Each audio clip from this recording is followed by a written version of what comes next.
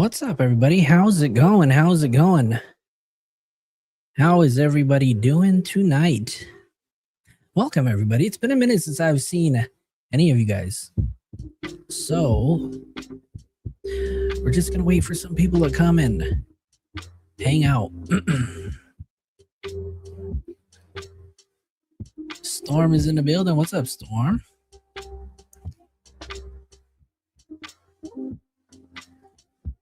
Let's turn these comments on.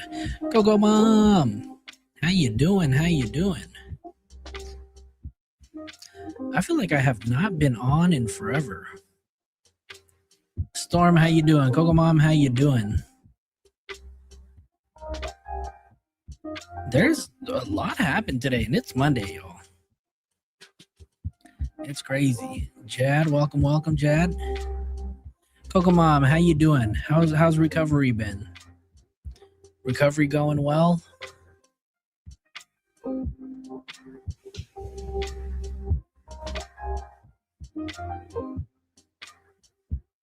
Secret Shade, how's it going? I see you. What's up? What's up?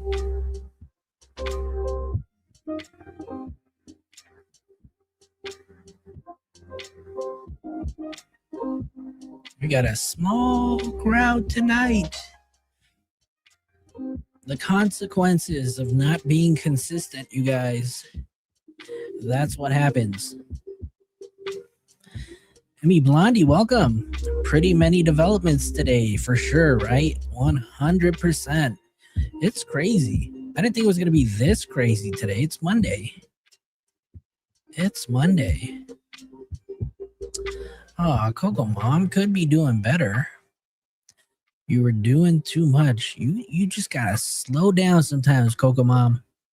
Don't be doing the most. We don't want you back in the hospital.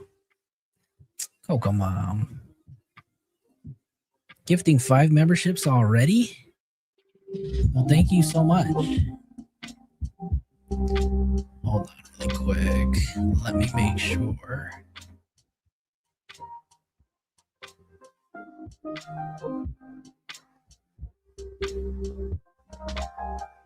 Well, shout out to Kokomon just gifted 5 memberships. So if you received the membership in the chat, make sure you thank her.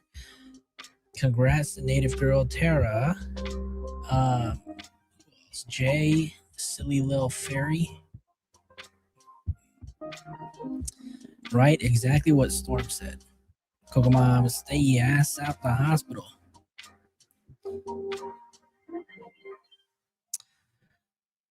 So what happened, you guys? What happened today? There were so many things that happened, and actually, we're just gonna, we're gonna hang out. We're gonna watch a few videos, and if you guys have already seen them, I'm sorry. I'm always late to the party, so you know how it is. DJ Sino Evil hanging out on Twitch. What's up? What's up? How's it going? Hey, okay, I see you, DJ Sino Evil. So what actually happened today, right? Obviously, Easter was yesterday, so I hope everybody had a beautiful, blessed Easter. Hung out with family, right? Anybody do anything exciting for Easter? Because I stayed home.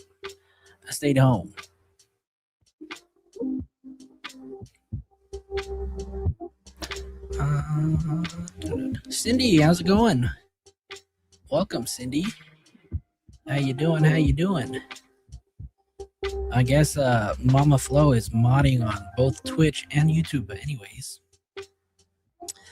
So what do we have, right? We have a public return that kind of had everybody emotional. Who got emotional during Savannah's return to the Today Show on NBC? Anybody get emotional? Heather said you packed. Hey, welcome, Heather, one of our newest mods. Oh, that's awesome, Coco Mom. Thanksgiving, Easter. Did you guys have a turkey? I mean, you can't really call it a Thanksgiving if you don't have a turkey, right?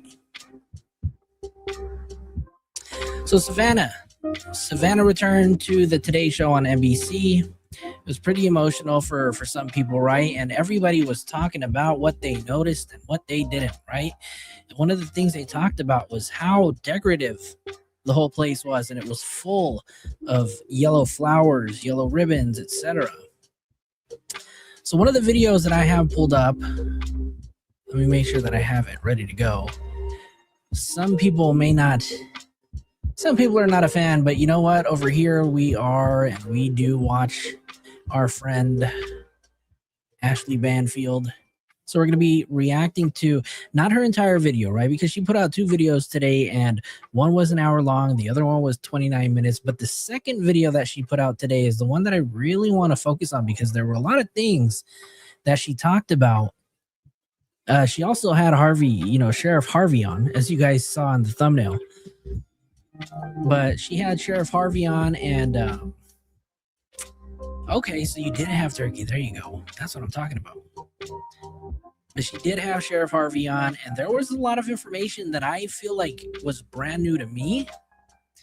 So we'll have an opportunity to talk about them. Let me see who else we have in here. I know, Storm. Mollywood, what's going on? Harvey is, huh? He's been having a rough day. Coco Mom, I just got your donation on Cash App. Thank you so much for your Cash App donation. I really appreciate you supporting the channel as always. Obsidian, what's going on? How's it going? Welcome. All right, you guys, let's go ahead and get right into it, because here, we're not going to watch the entire video, right? But Ashley Banfield put out a video, and she basically summarized and kind of went into detail on Savannah's return on the Today Show, and I thought she did a pretty good job kind of summarizing and sharing her thoughts on Savannah's return. So let's go ahead and get right into it, you guys. Let me just switch views here. Which one do I like better? This one? No, this one's good. All right, you guys, here you go. Today I'm doing an early one. It's April 6th, Monday, day 65 in the Nancy Guthrie investigation. It's an important day for Savannah Guthrie. This was her first day back on the Today Show. I have a ton for you today about this. It may not seem significant to you. It's actually really huge for a lot of reasons. First of all, I'm going to show you a whole bunch of clips that I thought were very significant throughout the 2-hour show that she did today with her colleagues. And then I've got a really special guest who's joining me. Brian Baltazar worked with me at NBC. He was a producer of mine on the shows that I did on MSNBC, and we've remained friends all these years. He's also been not only a producer on the Cindy, thank you so much for your $5 super chat. Hearts. Circle gang. Inner Circle family. What's up? Today Show, I think for over a decade. And he became like that with Kathy Lee Gifford. But he's also been a guest on the Today Show a lot. So he's very familiar with the protocol, the traditional, the standard, the format, the everything, and all the personalities when it comes to the Today Show. So he's going to join me with his thoughts about the program today, the significance of it, how hard it is. It's not just showing up on TV, y'all. It is hard to do one of those shows. You work all the day before, at night, you try to get a good sleep. You get up at about, I don't know, crack of ass, like 3 o'clock in the morning, maybe 2 a.m. if you're a lady, because we got to do the hair and makeup. The boys don't have to do so much. But it is a lot. And then, of course, I don't think she's ever going to answer, but it would be nice though if we did get something, right? But of course, you see that face? It's not going to happen. Course, you throw the pressure of everything that Savannah's been under and the emotional strain that she is still under and the grieving, and then try to put on your happy face and do a show like that. So I want to go over some of the significant parts of the show that I thought really stood out. First and foremost, they opened the show in a standard way. There was nothing different that Storm, you always got to have receipts, right? If you don't have receipts, it's not going to matter. The Today Show producers did to, change anything up. Like Savannah came in ready to work and do the standard job that she always did. I actually figured they would have her on tape a lot, that they'd help her ease in slowly, back her off, not have to do so much live. Nope. She did absolutely everything that she does normally. There was Does she really? I'm curious. Who is it? I want to see. one interview that Craig Melvin did that I think might have been strategic because it was emotional and it might have been really hard for her. No idea. It could have been Craig anyway on a normal day had the whole Nancy Guthrie tragedy not befallen Savannah. But Oh, Coco Mom, that's right. I did see that not too long ago. Actually, Storm and I were actually talking about. Storm was the one who let me know. So yeah, we'll probably towards the end of the show we'll kind of go into it and we'll talk a little bit about it.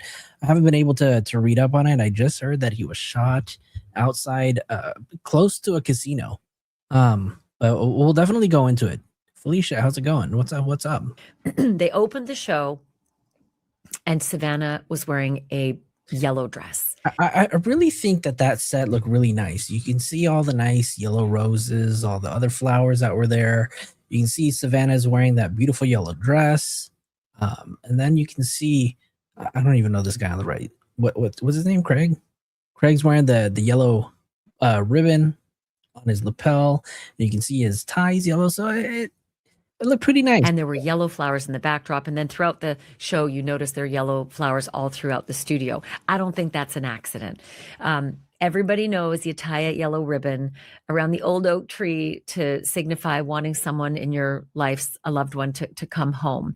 And there have been yellow flowers all out in front of Nancy Guthrie's home throughout this horrible ordeal. And people on the Today Show have been wearing yellow ribbons as well. So yellow is a significant color, clearly. It signifies to everybody, not just Today Show watchers or people who've been watching the Nancy Guthrie story, but ever since Tony Orlando and Dawn sang that song back in the 70s. I remember it well. Tie a yellow ribbon around the old oak tree. It's been 3 long years. Do you still love me? Anyway, so yellow has come to signify that for everybody well before this story began. And so Savannah was wearing a bright yellow, beautiful dress, and Craig was wearing a yellow tie as well. So they opened the show in a standard way with the regular headlines, news about Iran, about the Artemis shuttle, about President Trump's profanity-laced tweet, everything. And then they came up on the two of them, at which point it was the first acknowledgement that, okay, it is a bit weird, and I'm glad to be back. And Craig acknowledged he was glad to have her back. Here's how it looked. This is Today with Savannah Guthrie and Craig Melvin from Studio 1A in Rockefeller Plaza. Pretty shot of the sun coming up. Good morning. Welcome to Today on this Monday morning. We are so glad you started your week with us, and it is good to be home. Yes, it is good to have you back at home. Well, here we go. Ready or not, let's do the news. Yes, so good to have you back. All right, there's a lot happening here on a Monday morning. We're going to begin with those fast-moving headlines. So then they went right to the news, and they did it the way they normally do, jogging back and forth between Craig does a line and Savannah does a headline, etc. And then they came to the first on-set interview. Pressure's on, stress is on. There's a former career military man sitting on the set live with Craig and Savannah, and they're going to interview him about the missing airman who was rescued in Iran. This is emotional too, right? Because this airman spent a couple of days. And then Iraq here having a down evening. Well, welcome. Thank you for joining us. I know it's been a while since I've been on. It's just, I don't know. Just haven't had the urge or the will to stream. I don't know. It's just gotten a little weird, but I'm here. So I'm having a better night. So, and then Iraq, I hope you have a great night too. So welcome. Leah, how's it going? Welcome. Thank you for joining us. Wedged into a crevice, I think 7,000 feet up a mountain, trying to hide from the Iranians after the Iranians shot down his and his fellow pilots' fighter craft. And so he was injured, and this was a hell of an ordeal, and it took over 100 military to rescue this missing airman in a Black Ops operation. And his family would have been in trauma. Like, it's crazy too, because I heard about this, the pilot that crashed his plane because he was hit. Then I heard the crazy stunt that the CIA pulled off to ensure his safety. So if we have time to talk about it, maybe we'll get into it. So I thought it was pretty clever, right? And anyways, they were able to save him, right? we'll talk about it. Savannah. So this is a kind of a difficult interview. So the fact that Savannah did the interview with Craig and the airman on set, I thought was very significant. Take a look and see how she handled it. Let's take a deeper dive into that dramatic rescue. And we turn now to retired Colonel Steve Warren, an NBC News military analyst, former Pentagon spokesperson. Colonel Warren, good morning. I mean, let's give credit where credit is due. This was an incredibly complicated and courageous effort to retrieve that airman. And we were just talking to really speaks to the best of American values, leaving nobody behind. So there you go. I mean, Savannah did not break. She did her job as she would have. Okay, so basically, in a nutshell, right, when it came to saving this pilot, basically what the CIA did was they kind of put out this like all points bulletin to people of Iran, basically like on the first night, saying that the pilot has been rescued, right? Because they later on to find out that they really couldn't find him. So it took, I don't know how long it took, but I guess he was wedged in between this place, like 7,000 feet elevation, and it took him a couple of days, but the CIA had mentioned that they found him on day one. So then that way it would kind of, alert the Iranian people that he's already been found. So I thought that was pretty crazy. Any other day, you wouldn't have noticed a difference. So really, really professional, very strong for her to be able to conduct that very professionally, get to the news of the matter. And, she was involved in it. She agreed to be involved in that interview. So the next thing I noticed, there's an NYPD policeman in. You're right. Blondie, she definitely looked like she was on the verge of tears, right? I don't know, if I was placed in this situation, I don't even know how long of a time that I would need just to return, right? I feel like I probably wouldn't have had the courage or the will to return at all. But here she is, 65 days later, right? Only took 2.5 months, 2 months for her to return, right? And the worst part about all of it is that there are still zero answers. That's the part that's hard, right? Over their shoulder in the plaza behind them. Not weird. Okay. So typically big crowds are at the Today Show in the plaza. They're in the window behind, and there is usually some sort of security back there. Some viewers might have thought, ooh, look, there's an NYPD cop. Maybe this is unusual. They're nervous about what could happen. There might have been a bit of that. I don't know, but it's also not unusual to have security or NYPD out there in the back. I just thought it was a little strange that he's right there in view, right? And he's the only person in view. There's no crowds. It's just the NYPD cops. So that was in the backdrop. Then they went to March Madness, and Savannah kind of made her first joke and laughed. And it was really sweet because I guess, she had to acknowledge that the UCLA women's basketball team won the championship. And I guess that wasn't Craig's team. So she sort of went, earmuffs, Craig. Here's how it looked. Switch gears now to the excitement of college basketball. Earmuffs, Craig. UCLA just crushed South Carolina. Look at UCLA just pulling off the win. Shout out to UCLA. Damn, I heard they killed it. The game was crazy. Congratulations, though. And it'll be the school's very first. It's strong but appropriate. Then the next moment that was very sweet, and again, everything was very quick. Are her kids really that young, 8 and 12? I do remember her saying in the interview with Hoda that I guess the day that she found out, that she spent the day at Carson Daly's home so that their kids could play together. So I'm assuming that maybe they have kids who are similar in age. Right? They did not dwell. They didn't make it syrupy. They just did it very professionally, acknowledging the elephant in the room that Savannah's back, but moving on and doing the show professionally, doing the news, doing the segments. And they threw to Al Roker for the normal weather segment where they throw across the studio and he looks back at them. And Al made his first comment towards Savannah. It was very sweet. He said, I just like looking over here. So here's how that transpired.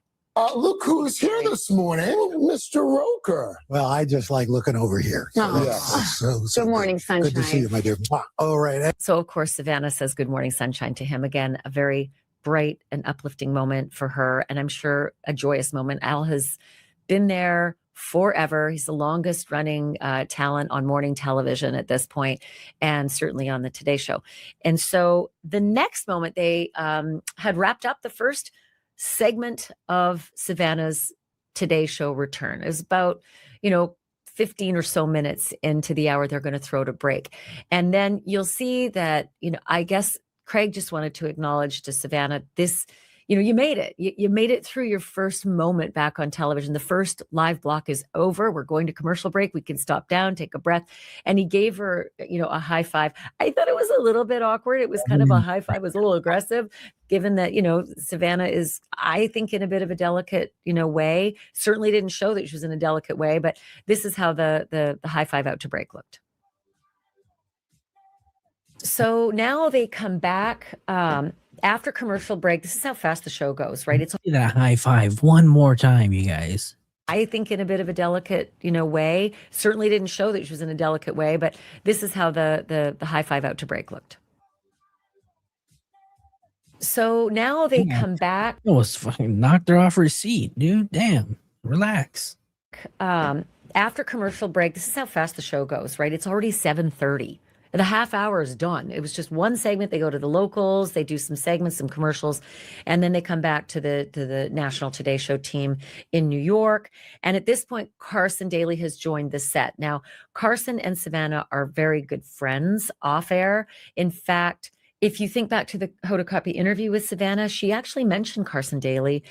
She mentioned that she had just spent some time over at Carson's with their kids when she actually got the news from her sister Annie that their mom was missing. So it's 7:30. Carson's on the set now. For reals, Lee, I'm saying, you almost knocked her off her stool. Shit. Relax, dude. But anyways, you can see that Ashley Banfield literally just mentioned what we were just talking about. They were hanging out at Carson's house the day that they found out, which is pretty sad, right? To kind of receive this. First Liberties podcast. How's it going? Welcome, welcome, welcome. Carson actually acknowledges all the folks out on the plaza. Many of them have signs that they've brought. Welcome home, Savannah. One woman actually had Savannah and her mom on a sign. I'm sure that would have been so hard for Savannah to see that, but also heartwarming. We are back at 7:30, back with Carson, back with Al, back. Look at that. You see everybody here with their yellow ribbons. That's pretty awesome. That's pretty awesome. I don't know how I would have handled it if I would have walked out there and seen everybody with signs. Obviously, people are there to come watch the show, but obviously, we know on a special occasion, on a day like this, they're really out here to see Savannah, right? With that big crowd out on the plaza, a lot of those folks out on the plaza to welcome back our dear friend. Yay. Some beautiful signs out there. There's been signs for so long. They're going to be so excited to see you. I'm excited to see them, give them all a hug, and really feeling the love so much. Welcome back. Good to be back. Great to have you.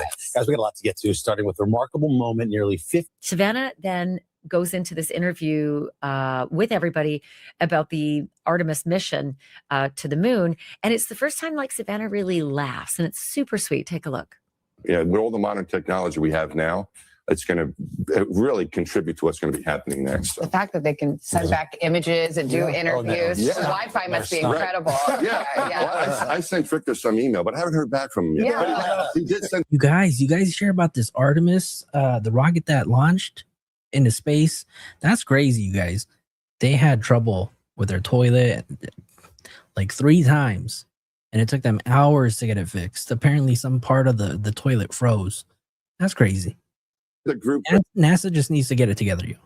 The group email with some photos, and they're able to. It's great. That's amazing. The toilet may not work, but the 5G is working. Yeah. Then Jenna Bush joins the set. Now there's all 6 of them up there, and Jenna and Savannah are also very good friends, have been for a long time. Savannah's acknowledged that many times in her Instagram and on set, etc. They spend a lot of time off air together. Is this the Jenna Bush, the daughter of George W. Bush? There as well. Kids around the same age too, I believe. And Jenna has a segment called Morning Boost, and she says something so sweet to her friend. She says, "We don't even need a morning boost because we have our sunshine back." And she reaches across and holds her friend Savannah's hand. She reaches across Carson, but too bad if it's awkward. I'm going to get over there and hold your hand. Here's how it looked. We're back, and Jenna is here, and we've got a morning boost. We don't even need a boost because we have our sunshine back. But I'm bringing you a boost. Let's do it. It's my job. So that was a really sweet uplifting, lighthearted moment. Then it got funny again, and Savannah again got into the fun. They did this segment. Boy, I wish I'd known about this, by the way. The segment when I had kids, because yeah, you definitely can't call the space plumber on that one. And NASA gets 2 thumbs down for that one. Jesus. I could not stop their tantrums, and I was looking for every magic bullet I could find. Turns out there's this TikTok sensation out there where if your kid is screaming and yelling, you just all right, parents, I want to know if this actually works. Okay, so listen to this. I want you guys to tell me, because I'm not a parent, I don't have kids, but I want to know if this actually works. There's the kids, because I could not stop their tantrums, and I was looking for every magic bullet I could find. Turns out there's, you know what though, Storm, I was actually asking myself the same thing. I mean, I do appreciate the fact that she was able to just kind of summarize everything, but then she had her own little take as to like why everything may have happened. So I was like, yeah, I don't know if this is necessary. But I mean, it was nice for her to just summarize it, but some of the commentary was absolutely unnecessary. This TikTok sensation out there where if your kid is screaming and yelling, you just pretend there's someone named Jessica where they can't see her, and you call for Jessica's help, and the kid instantly stops crying. The tantrums completely end, and it's really hilarious. And so they're throwing to it, and Savannah's laughing. Take a look. Carson, do you want to try to have a meltdown and see if Jessica works? Sure. Let's do it. All right. Well, Don't tempt me with a good time. So now they reopen the 8 a.m. hour. So it's kind of a reset. And usually the 8 a.m. hour is a little more lighthearted. And this is where I was thinking there might be something a bit bigger to welcome Savannah back. No way, man. They are sticking to business and doing the show professionally. And so Craig and Savannah welcome everybody back. And again, there's a mention. It's good to be back home on the Today Show. And, Craig says, good to have you back. And they mentioned the "We Love You, Savannah" signs out in the crowd, which is very sweet. It's the window backdrop now for the 8 a.m. hour, and you're starting to see the people and their signs in the backdrop. You didn't see that in the 7 a.m. hour. Then they do their regular news headlines, and they throw to the interview. I mentioned this off the top of this podcast, that Terry Crews, who is the America's Got Talent. It's hard to say. He joined the Today Show with his wife, Rebecca. And this is crazy too to hear. Poor Terry and Rebecca to be going through this right now. To make an announcement. I did not know this. Maybe everybody else did, and I'm the last to know. But Rebecca Crews has Parkinson's and has been living with Parkinson's, very serious Parkinson's, and has undergone a very new cutting edge treatment. I think it's a non-invasive focused brain ultrasound. And so they sat on the couch and they did the interview with Craig. Horses, but not friends. This is an emotional interview. This is Terry Crews with his wife, who has been suffering immensely and went through this really, risky procedure to try to. Wait, Close said no clue, but no clue about Jessica, but YouTube has videos of fake phone calls from police officers asking your kids if they've ever been to a children's jail. Oh, I feel like I've seen those videos, and those kids are just crying. Just tell them, okay, we're gonna send police over there to pick you up. No. Get her Parkinson's under control. And this interview went to Craig. It might have anyway, but I just thought, if given the choice, would have Savannah said, this is very emotional. I'm in an emotional state right now. I think maybe I better not do this interview. Who knows why they made the decision? The decision is made. Like I said, could have been in any other day that was normal. Craig would have done the interview, but I just noticed it, that right away, this was a moment that would have been a little tough for Savannah to conduct. Then after the Terry Crews and his wife, Rebecca interview, they have the first moment where all 6 are on the couch. It goes from the anchor set now over to the couch. All 6 of them are there. And Savannah makes an acknowledgement about having kind of been out of the game, for a couple of months. They're talking about The Voice. And she says, spoiler alert, I haven't caught up. My family and I haven't caught up on the episodes yet. My kids and I watch The Voice all the time. Spoiler alert, though, because we're not even know The Voice was still going on. Who hosts the show now? Anybody watch it? Because I definitely have not. Brandon, what's going on? Brandon, what's up? not fully caught up yet. Yeah, but it is the best show to watch with your kids. It is one of the few family-friendly shows. We take great pride in that over there. It's really fun. That's why you're like season 43. That's exactly right. That's right. Keep them coming. Yeah, we're calling the police. We're going to call the police. Greg. Keep them coming. Just ahead, guys, we have a Hollywood legend in our studio. Keanu Reeves is here. Okay, now it is the bottom of the hour, 8:30. This is when they move the whole thing outside every day, and they're in the plaza with all the fans. I figured this was going to be the most emotional. Nancy says, I just discovered I've been given a gift subscription. Thank you, thank you, thank you. Who was it that gifted? It must have been from Coco Mom. So Coco Mom gifted 5 memberships earlier. So you probably received it from Coco Mom earlier tonight. So just make sure that you thank her in the chat. So let's keep going. Let's keep going. Time for Savannah, because there's everybody, you know, people who have this outpouring of love and support and emotion for Savannah. They've brought their signs. Welcome back. There's again that sign with Savannah and her mom Nancy on it, which Savannah's going to see when she comes out in the plaza. She probably has already seen it. They did do something different here. They had the other anchors out in the plaza. They welcomed everybody back to the 8:30, bottom of the hour at the Today Show. And then they said, and, here's Savannah, come on out, SG. I think Al Roker said, come on out, SG. And this is the moment where Savannah actually walks out. Normally she'd be there. You'd open the cameras up at 8:30 and she'd be there. But this was kind of like a grand entrance or exit, so to speak. And Savannah is in her coat and she's in very, very high heels. And Jenna is holding on to her arm. Now, I thought, well, you don't need to hold on to her arm. She's fine. But she was wearing very high heels. So I thought maybe that was why. But it looked like a show of support to hold Savannah as they walked out together to the plaza. This is what it looked like. We're welcoming back our North Star. Yes. Hypercritical of her return. I didn't realize it was this extensive. This is crazy. Gee, come on. Mom, thank you so much for your $10 super chat. Thanks everyone for the prayers and encouragement. Good night to all. Coco Mom, thank you so much for your support. We appreciate you. We appreciate you. We appreciate you. Thank you so much. Have a good night, Coco Mom. Come on out here. Come on back out.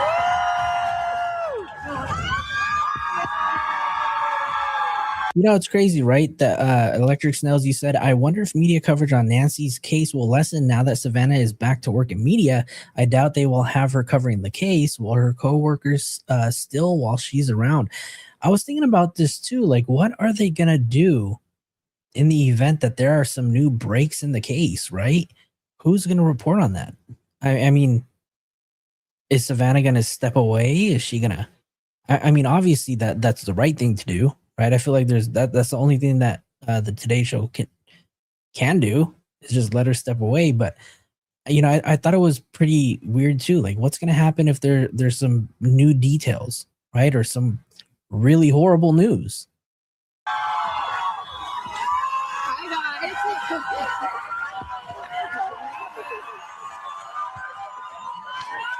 Good morning. Good morning. DJ See No Evil, you like the way her high heels look? They've been waiting for it. These signs are so beautiful. You guys have been so beautiful. I've received so many letters, so much kindness to me and my whole family. We feel it. We feel your prayers. So thank you so much. It's not just today. They've been out here every day. every day. This is such a nice signs. pocket square. I don't want to slobber on it. Okay, no, it is. I know. I'm sorry. How little is a million of them? Okay. We love you. Roger's always looking fresh. Look at him, all dapper. Morning. Then they come back and Savannah has another really cute chuckle about this segment they're going to do on the 50th anniversary of the Charlie's Angels show. Here's what it looked like. A superstar. My 15-year-old self got very excited. Deep down on the inside, I started to move around when I saw that. I had a poster of the Charlie. Oh, bet you did. I was just saying, which one did you want to be? Cheryl Lai. Yeah, I wanted to be Jacqueline. Okay. Yeah. I want to be Bosley. You were Charlie. Yeah. All right, let's get a check of the weather. And then they threw to break, and then you see Savannah over at the crowd acknowledging the folks who are there, and also like taking a selfie as they're going to break. You can just slightly hear Savannah's voice as they head to break. You ready? Yeah, she took selfies with the audience. When they come back from break, you'll notice that again, Craig, These cuts are just so damn fast. Jesus. Melvin takes the interview with Keanu Reeves. Now, that's not going to be an emotional interview. So whatever it was, maybe Savannah just wanted to back off a little and say, Craig, you do the heavier lifting, the live stuff. I don't want to worry about a wild card if a celebrity starts acknowledging this moment and I struggle with it. Who knows why the decision was made? It might have been made anyway. But I just noticed that Craig did the full Keanu Reeves interview, and then they threw back to the last segment that Savannah did. And that was a segment with Jenna on the couch. And they talked about perimenopause. It was kind of an easy, lighter interview, but serious about health and nothing that would sort of strike a chord and make things difficult. Hey, good morning. The zone of chaos. Yeah, wow. Man, preach. Ain't that the truth? Okay, when you say the new perimenopause, it makes it sound like the new fashionable thing. What do you mean by that? So a lot of women are blindsided by this. Well, also, when does it start? I mean, let's talk about it. The zone of chaos sounds like a roller coaster ride. Or a great band name. Yes, exactly. And that effectively was it. There was no goodbye. Savannah didn't say goodbye. I think they do this on purpose. They kind of throw to the next segment. It goes to Carson Daly. Carson Daly goes to break, and then they open up on the third hour, and that is a whole new cast. And so there was no official goodbye. There was no official thank you so much for helping me through this. None of that. It was just the segment's over to you, Carson. And that was the end of Savannah's appearance on the Today Show. But man, oh man, did she ever do a Brandon, you crazy. You got menopause from this story? Just drives you crazy, huh? great job. Talk about grace under pressure. And it could not have been easy. I'm telling you that. Sorry, I just hear the neighbor's dogs barking. It's very rare and seldom that they do. So you got Yoshi running over to the door. The whole stress of being live, knowing that the world would be watching. I'm sure that the ratings will go through the roof. There's a lot of promotion that this was going to be Savannah's first day back. And hats off to her. I don't think I could have done it. It's why she is at the top of her game, in the top position in television. And, I think most everybody would join me in saying, Foxy said, isn't it interesting how something that used to upset us so much when we were younger does the exact opposite now that we're old? Take a nap? F yes. I'm getting the belt? Yes, daddy. congratulations. We're proud of you, Savannah, and we're all rooting for you as you continue on in this, I don't even know what to call it, this netherworld of sadness and confusion, but also forging ahead with your family and your career. I now want to talk to Brian Baltazar, because if anybody has insight into the inner workings of everything that went on to put this show on and what it looked like when it was on, Brian is the guy. Not only has he been a part of the NBC family since I was there back in 1999, but he's also been on both sides of the camera. He was a Today Show producer. He's been a Today Show guest. He was an MSNBC producer. And, partly talent, partly producer, and also tight with a lot of the producing staff and the talent. Here's my conversation with Brian. Brian, first of all, it's okay. If any of you guys watch this, let me know if it's worth watching, because I don't know if we need to watch all this, right? Let me see where we at.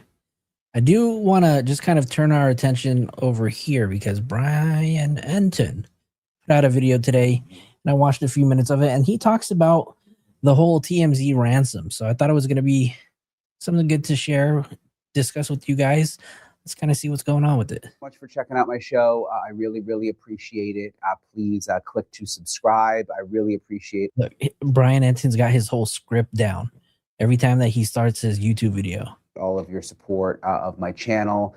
Today is day 65 in the search for Nancy Guthrie, and there is some new news that just came down a little while ago. TMZ is now reporting that they have received yet another ransom note, and they're giving some very specific details of what that note said. I'm going to get to that in just a second. Also, Savannah Guthrie was back on the Today Show for the first time since her mother, Nancy Guthrie, disappeared. And one thing that I'm wondering is it just a coincidence that TMZ has received this new alleged ransom note on the same day that Savannah Guthrie went back to work? look, I don't know if this ransom note is real. I think most of the ransom notes have been fake. I think that TMZ has overblown a lot of these notes. And I'm going to get to exactly what it says in a second. But I have wondered if when Savannah Guthrie went back to work, would that spark new interest in the case? Would that spark whoever did this to somehow do something differently or react differently? So it's something that's kind of been in the back of my mind. I was wondering if there was going to be some kind of development today. So anyway, I'll get to the TMZ note in a minute. First, I do want to reference, though, Savannah going back to the Today Show this morning. She said that she had received many letters, that she had received so much kindness. She said, "Good morning. Welcome to Today on this Monday morning. We are so glad you started your week with us, and it is good to be home." She wore yellow, and she later went outside, you know how the Today Show anchors do, and was taking pictures with fans outside. And there were all these people who had signs saying, "Welcome back, Savannah." And there was no real direct mention of Nancy Guthrie or of the investigation or anything, but it seemed emotional, obviously, with her first day back after everything that she has been through, and was obviously took an enormous amount of strength. And she has just been really incredible through this entire thing, in my opinion. Okay, back to this TMZ note. So I'm going to read, I took notes of what TMZ is saying happened here with this latest ransom note. They are saying that a person has been incessantly contacting us. They use that word, incessantly. That they received another letter saying, "I know where her body is and where the kidnapper is. Give us half a Bitcoin and I will tell you." And again, they were saying this person has been very persistent. This is someone who has contacted them in the past, wanted to make clear they have nothing to do with it, meaning Nancy Guthrie's disappearance, that they've been out of the country, but that they know who the kidnapper is and where the body is.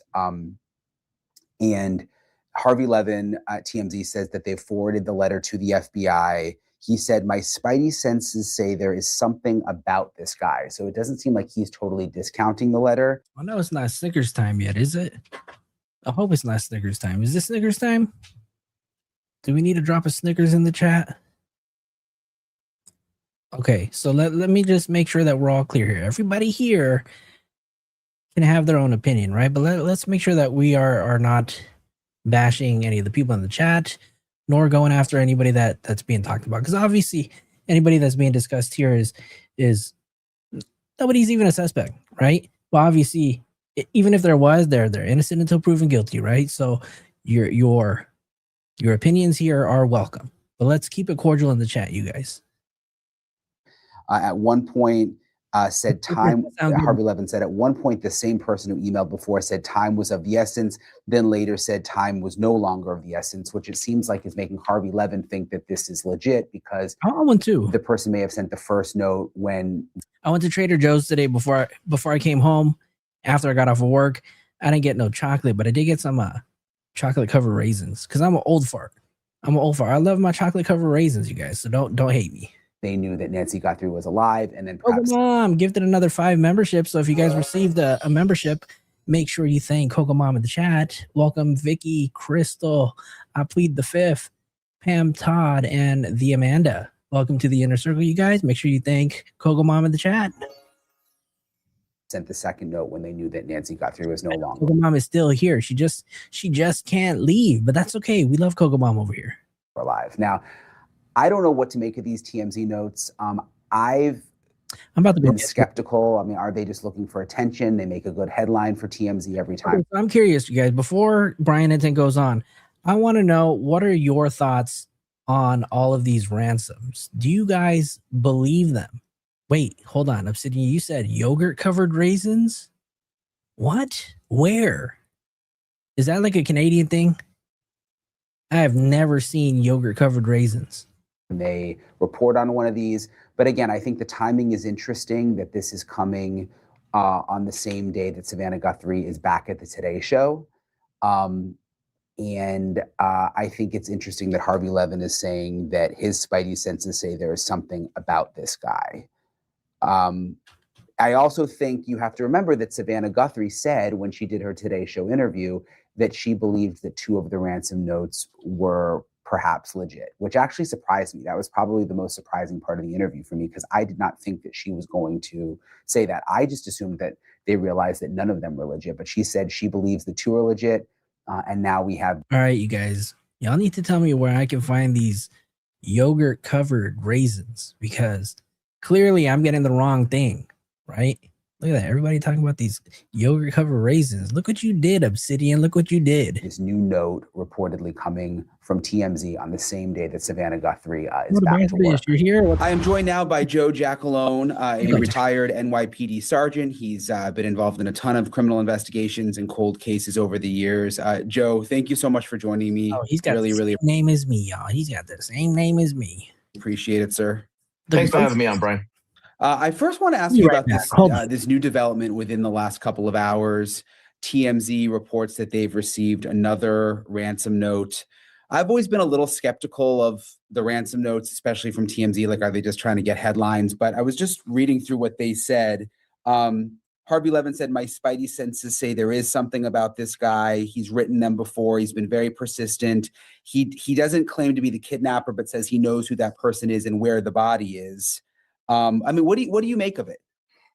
Well, listen, law enforcement's going to have to try to track down anything they can on this. Like you said, I've took the ransom stuff with a grain of salt from the very beginning, because it was unlike anything we've ever seen before in history and textbooks or what have you. So listen, they have to do this as part of their investigation, but there's always been a couple of investigations, tracks going on here. Your ransom, stranger kidnapping, family members. I mean, all of these things happen just about in every investigation. So, it's just another thing that they'd have to concentrate on and quite frankly, probably waste a lot of time trying to figure out what exactly is happening on that end. With Savannah Guthrie going back on the Today Show this morning, though, I had always kind of wondered in the back of my mind, when she decided to do that, would that have an impact in the investigation? Like, would that spark someone new to come forward? Or if it was like a obsessed Savannah person who did this, would they be sparked to send a new note or something? So the timing is kind of interesting, that the same morning she goes back to work after more than 2 months, TMZ suddenly gets a note. I mean, what do you think of that? Eventually, I mean, she had to go back to work, all right? I mean, I remember standing at a homicide a long time ago at a scene, and I remember the detective next to me saying, hey, Sarge, you know what? Life goes on, right? And things just happen like this. But yes, I think the best thing for her in her own, for her own mental health and overall health is to try to get back to some sort of routine where she goes back to work and does something that she loves to try to keep her mind off of this, because I'm sure she's basically losing her. They're dark chocolate covered raisins. I think the boss bitch had mentioned those are the ones that you like too. These are the ones that I have. Mind in so many aspects about what's going on with the investigation, worried about her mom and her health and everything else that goes along with it. Brandon said, I got vodka. I know somebody here that likes vodka too. If you're in the chat, we can only imagine what somebody would go through that kind of trauma. What do you think about the timing, though, of this note to TMZ on the day that she went back? Do you think that there could be a link there? I don't think so, but like everything else, if this is somebody who's just been trying to make trouble, so to speak, then yes, sure, they would do this, take this opportunity because she's back on the news and everything else that goes along with it. But I don't know. I just hope that they figure out who this person is, and if they have real information. I mean, there's over $1 million in reward for this. So, I mean, come on. You don't seem that, just as the tone of your voice, you don't seem that convinced with these notes. No, I didn't. Like I said, I wasn't really a big fan of this ransom stuff from the beginning. And one person they did catch, right, that was trying to scam the people out of this. It would have rewritten textbooks, Brian, on how law enforcement handles ransom notes. I mean, they didn't go directly to the family. They go through the media, which is something we've never seen before. There's just some other, things I just don't like about this, right? The idea is to get the money and be able to give the person back. But that doesn't seem to be part of the equation when this thing first. Okay, so obviously TMZ received not one, but 2 ransom letters, right?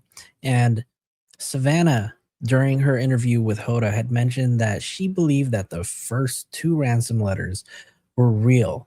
And now that we're having this another occurrence of another round of ransom notes, Type a 1 in the chat if you believe that these ransom notes are real. Type a 2 if you think it's still bullshit.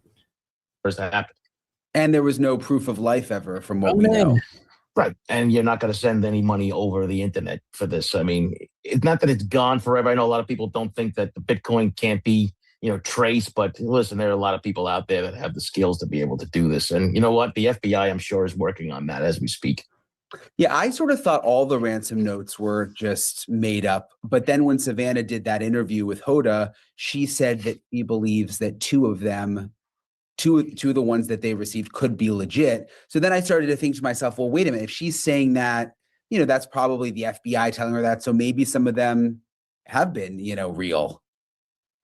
Well, I mean, listen, the FBI is not going to tell the victim's family exactly everything that's going on. They might just say, like, this is what we got. We think it's credible. But law enforcement's job is to make sure they vet out all that information anyway. They're not going to come out and say this is nonsense and we're not going to even be bothered with it. So, you don't want to give people hope, but you also want to say, listen, we're taking this seriously. We don't know if it's real or not. And we're going to try to track it down and see if we can get you an answer. I mean, I'm sure that was kind of like the conversation that was going on. None of you guys think it's real. I've seen zeros. I've seen 2s. I've seen 3s. And not a single one. Wow. Okay, a few 3s. First Liberty said 5. Damn, what is number 5? What's the scale for number 5? You want to start spinning. Y'all are crazy. I don't even have the table set up. Maybe one day. Okay, Viking Woman, we have one brave soul. Viking Woman says that there could be some truth to it. Ghost of Bandera says no proof of anything. That's kind of like how this whole case is, right? We've got no proof at all. We've got people sitting in front of Nancy's house, been out there for weeks upon weeks, and still nothing, right? This case is, I'm not going to lie, I thought the whole, the Celeste Rivas Hernandez case was crazy, but I don't know. This one is running neck and neck with it because this is just, I don't know. This case is beyond me. I really don't know. Sometimes I don't know what to say about this because like you hear 3 to 4 different stories a day on like the same thing. So it's just crazy. Yeah. And so we'll see where these notes go. I mean, again, I just wonder if TMZ thinks it's a good headline every time. Storm, you know what? After everything that has come out since all the news is dropped on said person, I've been thinking the same or thinking that it's, he's definitely capable. And they get a note, but obviously they're saying that they're forwarding it to the FBI, and we'll just have to see how that plays out. I'm curious, Joe. It's now been more than 2 months. You did so much cold case work, and I don't want to call this a cold case yet, but if you were working this case, you received the file now, like where do you begin? It's easy for me, Brian. I would just say I would be creating an international cold case task force. And we would be bringing in every agency that's within 100 miles of where this crime happened. And I'm talking about at least one representative. And of course, we would include the federal partners, including the DEA. Now, people say, well, how do you know? Why would the DEA? Because Mexico is not that far away. And I'm sure the DEA has assets and confidential informants in Mexico that they can help out with this investigation. And one of the things that I would be pushing for is to be debriefing every prisoner that gets arrested within that 100-mile radius, asking them if they know anything about the case. Asking recently convicted prisoners as they're sitting in the cell for the first time in the first week, you know what? Maybe they do know something. Listen, you have to go to the sources where these guys hang out and these guys know one another, so to speak, and try to get information out of somebody. This is a get out of jail free card. And like I said before, over $1 million and you haven't had a real tip that led you anywhere is really concerning, which means it could be a big part of the dark underworld that we don't know about just yet, and people have been keeping it. Yeah, I'm not gonna lie. When I was coming home from work, normally I'll listen to like a YouTube video, but I had it completely silent, and my mom was telling me like there was something going down, but I was like, I'm just gonna ride quiet today. And the very first thing that popped up into my head when everything kind of settled was, could it really be him sending them? Is it possible that he actually did it or has been sending these ransoms? Because I mean, it's not beyond, the realm of things that he might do. Quiet. But you know what? One thing I found in my career is that somebody who's been sitting in a cell says, you know what? I know something. I got to get out of here. And they can try to make a deal. It's interesting you say that. One of my cop friends, and he's not even a detective, he's a street cop and he's a younger guy. He was asked, we were chatting about the Nancy Guthrie case, and that's what he said. He said, I bet at some point someone in prison is going to have the tip. And I was like, why do you think that? And he said, I don't know. I just have a hunch. Like at some point it's going to be someone behind bars who gives up some info. Well, I mean, it's a tactic that we use quite often when we're trying to investigate cold cases, when you're dealing with things with 20, 30 years old. Who else would know about things such as this? And listen, debriefing of prisoners, even at intake, and I don't care if it's for something minor, you never know exactly how many times people have been arrested and, they might be looking at some serious time and they've heard something. I'll take a rumor. I'll take anything. Of course, the police have to go and vet that information, but it's a lead, right? There comes a point you have to go and shake the trees and create your own leads. I don't want to see police departments sit back and say, well, we have DNA possibly, right? Well, no, you have nothing until you get it back. That's the first thing. And even if you get it back, you don't know if it's going to be usable, if they were able to extract the mixtures, all those things that go right? He's got a point. Get off your butts, go out there and start shaking your own trees. Make something happen. And listen, law enforcement has the capability of doing this, but having all of those other departments doing the same thing you're doing, you shake enough trees, it could be something falling out of it. Shake them. You mentioned Mexico. I've always wondered why it seems like they've downplayed Mexico. Like in the beginning, they made a point to say, well, we have no evidence to believe this has anything to do with Mexico. The Mexican government said the same thing. But it's so close. I mean, I drove there from Nancy's house. It takes like an hour and a half, maybe even less time if there's no traffic. Like, I just have a hard time just saying it has nothing to do with Mexico. It seems like we should keep that possibility open. You always keep it open. But I also remember, whatever the law enforcement agencies say too, you never take them for full value. They say everything and nothing all in the same sentence, right? Oh, everybody's cleared. Nobody's cleared until the case is over. I mean, it's as simple as that. First of all, you don't want to keep people calm. You want to keep people, in a situation where they might make a mistake. So we never want to label anything as, this person, that person, or anything else. But yes, you have to keep the Mexico angle open. Not even saying that drug cartels are involved. It's just an easy escape over the border kind of thing, which in this case might even help even more in respect that it's an automatic federal takeover at that point, as soon as you have that international line cross or a state line cross. And quite frankly, something I was hoping for, where the feds would be able to just step in and say, okay, our turn. The feds are always lurking in these cases. I mean, I work with the feds, and it's not like television where you're always fighting. And really quick, you guys, just in case you guys are in the vertical view and you don't like the vertical view, we are in landscape mode. So all you got to do is click on my profile and then find one of the lives that doesn't have the little mobile phone in the title, and then click on that, because I do know that some of you guys prefer the landscape live over the vertical live, but we do it because StreamYard says it's a good idea, right? And we currently have more people in the vertical live anyway. So, but in case you guys don't want to watch vertical, we're streaming in horizontal too. It's actually really a symbiotic relationship, and I've always had some good relationships with those guys and girls. But you know what? We hear differently. We don't know for sure what's happened in Pima, but if that's the case, it would be an absolute shame if that occurred. Yeah. So what I heard from sources is initially that there was an issue between the FBI and the local sheriff's office, that the sheriff's office wasn't sharing everything, that the sheriff has this longstanding beef with the FBI. And there were issues in the beginning, but now they have this task force, and apparently it's pretty seamless now. They're getting along. It's less about the sheriff and more just like the detectives and the FBI agents working together, and they've sort of straightened all of that out from what I'm hearing. Well, let's hope so, right? I mean, but even then, you've lost valuable time in those weeks where you're trying to iron this out. And did it get ironed out because it finally became public and became part of the discourse of what was going on in the investigation? Because if that's the case, okay, great, you fixed it, but it's still like you got to shake your head and say, well, what were you thinking? I mean, there's so many things that I look at this case and I just scratch my head, and I always make the joke that I said, if I had hair, I'd pull it out. Because things such as not even holding the crime scene. I mean, there was no reason to let that crime scene go. I'll tell you right now, if that case happened in New York City, not only we would have kept the house, we would have cordoned off that entire piece of property, and we would have parked one of those big old temporary headquarters vehicle right on the front lawn. And I mean, we're talking, I haven't seen a line or a grid search or a zone search. I haven't seen any of that. I mean, you have people walking around like, on an Easter egg hunt. That's not the way you do these things.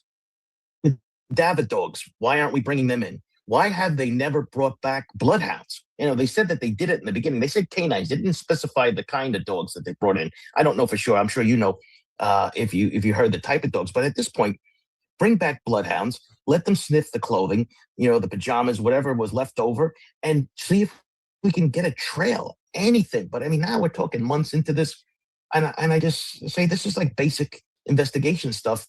And why wasn't it done? I don't think we'll ever get the answer for. I still don't understand why they cleared the crime scene that first time, because the family wasn't itching to get back into the house. I don't know what the urgency was in doing that. There didn't seem to be any pressure from the outside. Like I couldn't figure it out. From all we know, that there was nobody else that even had an expectation of privacy for that house, meaning the only person that had access to the house or the privacy was Nancy herself, which means we meaning law enforcement, not me personally, wouldn't need even a search warrant at that point. So, I mean, to say that you would just do this and then leave and then let everybody kind of walk all over the place, it's kind of like, I question that. It's like that entire place should have been done. Because remember, we saw the guy come into the, I think it was the septic tank, right? And kind of like poking in a few days. You found the blood, on the doorstep, right? I mean, the gloves. Talk about another nightmare scenario, right? Having 16 pairs of rubber gloves that they were left at the scene by searchers, and then another pair of rubber gloves from 2 miles away. I mean, it's like, what are we doing here, folks? I mean, this is not the stuff that we train. And there are no national standards per se on how to run a crime scene, but there is plenty of literature on this. Chicago is in the house tonight. What's up, Chicago? What's up, Chicago? How's it going, Chicago? National Institute of Justice has guides out on this stuff. There have been plenty of textbooks written on this. So to me, it's unacceptable. Where's everybody else tuning in from? Do we have anybody that's new? If you are new, let us know where you are watching from. In 2026. When I think you saw my story, we had a source close to the investigation in Silhouette talking, and I think you tweeted about it, where he was saying that the supervisor had never investigated a homicide, which I think I remember seeing your tweet. Like, that didn't seem to bother. Weren't you trying to say, well, that part didn't bother you that much? Right. It doesn't bother me that, because the supervisor's there to make sure that the detectives have what they need in order to investigate the case. So when I was a sergeant in the detective squad, I remember the lieutenant telling me, when I was brand new sergeant in the squad, I remember the lieutenant says, give the detectives enough space. Your job is to make sure that they have the equipment and the necessary means to do their job, and just let detectives do their work. So yes, when you saw that, I said, that doesn't matter, right? The idea behind the supervisor in this is going to be the manager, the mentor, the trainer, to be able to go in there and say, okay, guys, have you thought of this? No? Okay, why don't we give that a shot? I mean, that's really what the supervisor's job should be. But we're hearing all kinds of stuff about what's going on, like benching your homicide detectives or the people who had the skill sets already. But you know what, Brian? I don't know if you've asked this question. Like, why didn't they ask for a mutual aid from Tucson or Phoenix, right? And initially, I would be calling Phoenix and Tucson and say, hey, I need 5 homicide detectives or 5 detectives with experience. I need them there within 48 hours. We're going to pay the bill, but, send them down here. We need everybody at bay. Viking woman said she's watching from the Artemis. How's the Wi-Fi up there? On this, because it's been proven, the more detectives on an initial case, the faster you'll get it solved. It's as simple as that. And having all these people involved and all this experience to do so is something that needed to be brought bare to the initial stages of this investigation. Yeah, and beyond the supervisor, we're hearing that the detectives also had less than 2 years. Secret Shade. I don't know the details behind it, but I did hear a little bit in Rabbit's chat earlier today. So I'll definitely look it up and try to get some details on it. There's experience, because the experienced detectives were moved out of homicide because of a beef with the sheriff and all this drama with the election, and it gets very political. Oh yeah. And I realized that, like, pretty much right when I got there and started talking to people, there's just these beefs with the sheriff that have been ongoing for a long time and seem to have bled into this investigation. And the silence is sort of deafening too in regards to like what people know from the outside if they were even asked or they were even. So thank you for that, Cindy. I do appreciate you welcoming all the new subscribers, the members, visitors, and lurkers. You guys, we are 3 subs away from getting 1,500 subs. You guys, I know we're a small channel, we're a micro channel, but we got a really tight community of inner circle family here. You guys, so you know, you guys want to help your boy get to 1,500. We only need 3 more. Even what they even feel about the situation. But yes, listen, detectives who never caught a homicide or an investigation like this, but the only way they're going to learn is until they do so.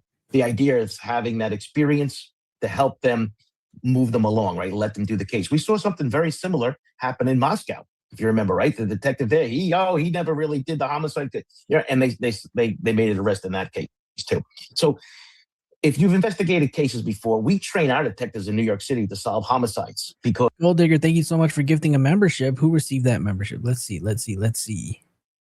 Who received that membership? Diane Deckard received a membership gifted by Gold Digger. So welcome to the inner circle. Thank you so much, Gold. I appreciate you. Because you will then use all those tools to solve your lesser crimes. So we prepared our detectives to solve the ultimate crime against society so that anything less than that, they already had the tools necessary, which would bring in another conversation. What is their training like? Who does the training? How often is the training? And was anybody trained? You know, I mean, those are the next questions that would come up. I mean, I would like to see if they have a detective guide or a procedure about how to handle a crime scene, even from the uniform cops, the first cops on the scene. Listen, they often make or break cases. Did they hold the scene? Did they see any witnesses? Did they detain anybody? Did they notice something out of place? Those are all real important steps when you're dealing with a case like this. Yeah, and I was in Idaho for the Moscow murders too, and I think the difference there was the police. Felicia just gifted a membership. Who received that? Zen Soul Studios was gifted a membership. Hey, Zen, what's up? Welcome to the inner circle, you guys. Weren't saying anything, and we didn't know what was going on behind the scenes, but we just didn't know. I mean, we didn't know if they were busy, if they had a lot, if they didn't have a lot. With this situation, though, in Arizona with Nancy Guthrie, like we actually have sources telling us that they have nothing, that they have no suspect, that they don't have any good leads right now, that they're basically just, I mean, like the latest I've heard is that they're going to all the construction sites in the neighborhood and trying to get a full list of everybody who's worked these construction jobs just to go down that list and try to rule those people out. And apparently they're having a hard time because some of the crews are nervous to give up names. And, you know, like some people are in the country illegally. There's, you know, issues there with all of that. But I mean, they're not to say that they're desperate, but they're, I mean, kind of like you said, shaking the trees. Like it seems like they're really shaking the trees. Where when I was in Idaho, they actually had like really legitimate stuff going on behind the scenes. They just weren't. They were closing in on Brian Koberger. They just weren't telling us that. Whereas they're not closing in on anyone from what we know in Arizona. Right. And I kind of agree with that, so to speak, because you see these over $1 million worth of rewards, and we haven't seen anything that resembles anything of reports, except for, remember in the initial stages, and you were part of one of those where they had somebody in custody, and they made the cardinal rule of saying, we have somebody in custody, right? You don't do that until after you vet out the information and who this person is, because it looks bad. I mean, I just wish that the sheriff and I've seen this a number of times recently would have just used a public information officer at the very beginning stages of this. When you have a major case like this, I want to see my police executive at the scene. I want him or her directing what should be going on, what assets they need, if they need cell phones or batteries or even just food to keep them at the scene going. That's what I want my executives to be doing, not sitting in front of the press conference. That's why you have a PIO, because as you know, Brian, these cases are dynamic and they change in the matter of minutes. And when you the executive say something, everyone expects that to be the truth, even though you're not lying, but you gave out bad information. First Liberties podcast, I mean, I can't disagree, right? 65 days later, she's on heart meds. She's probably gone.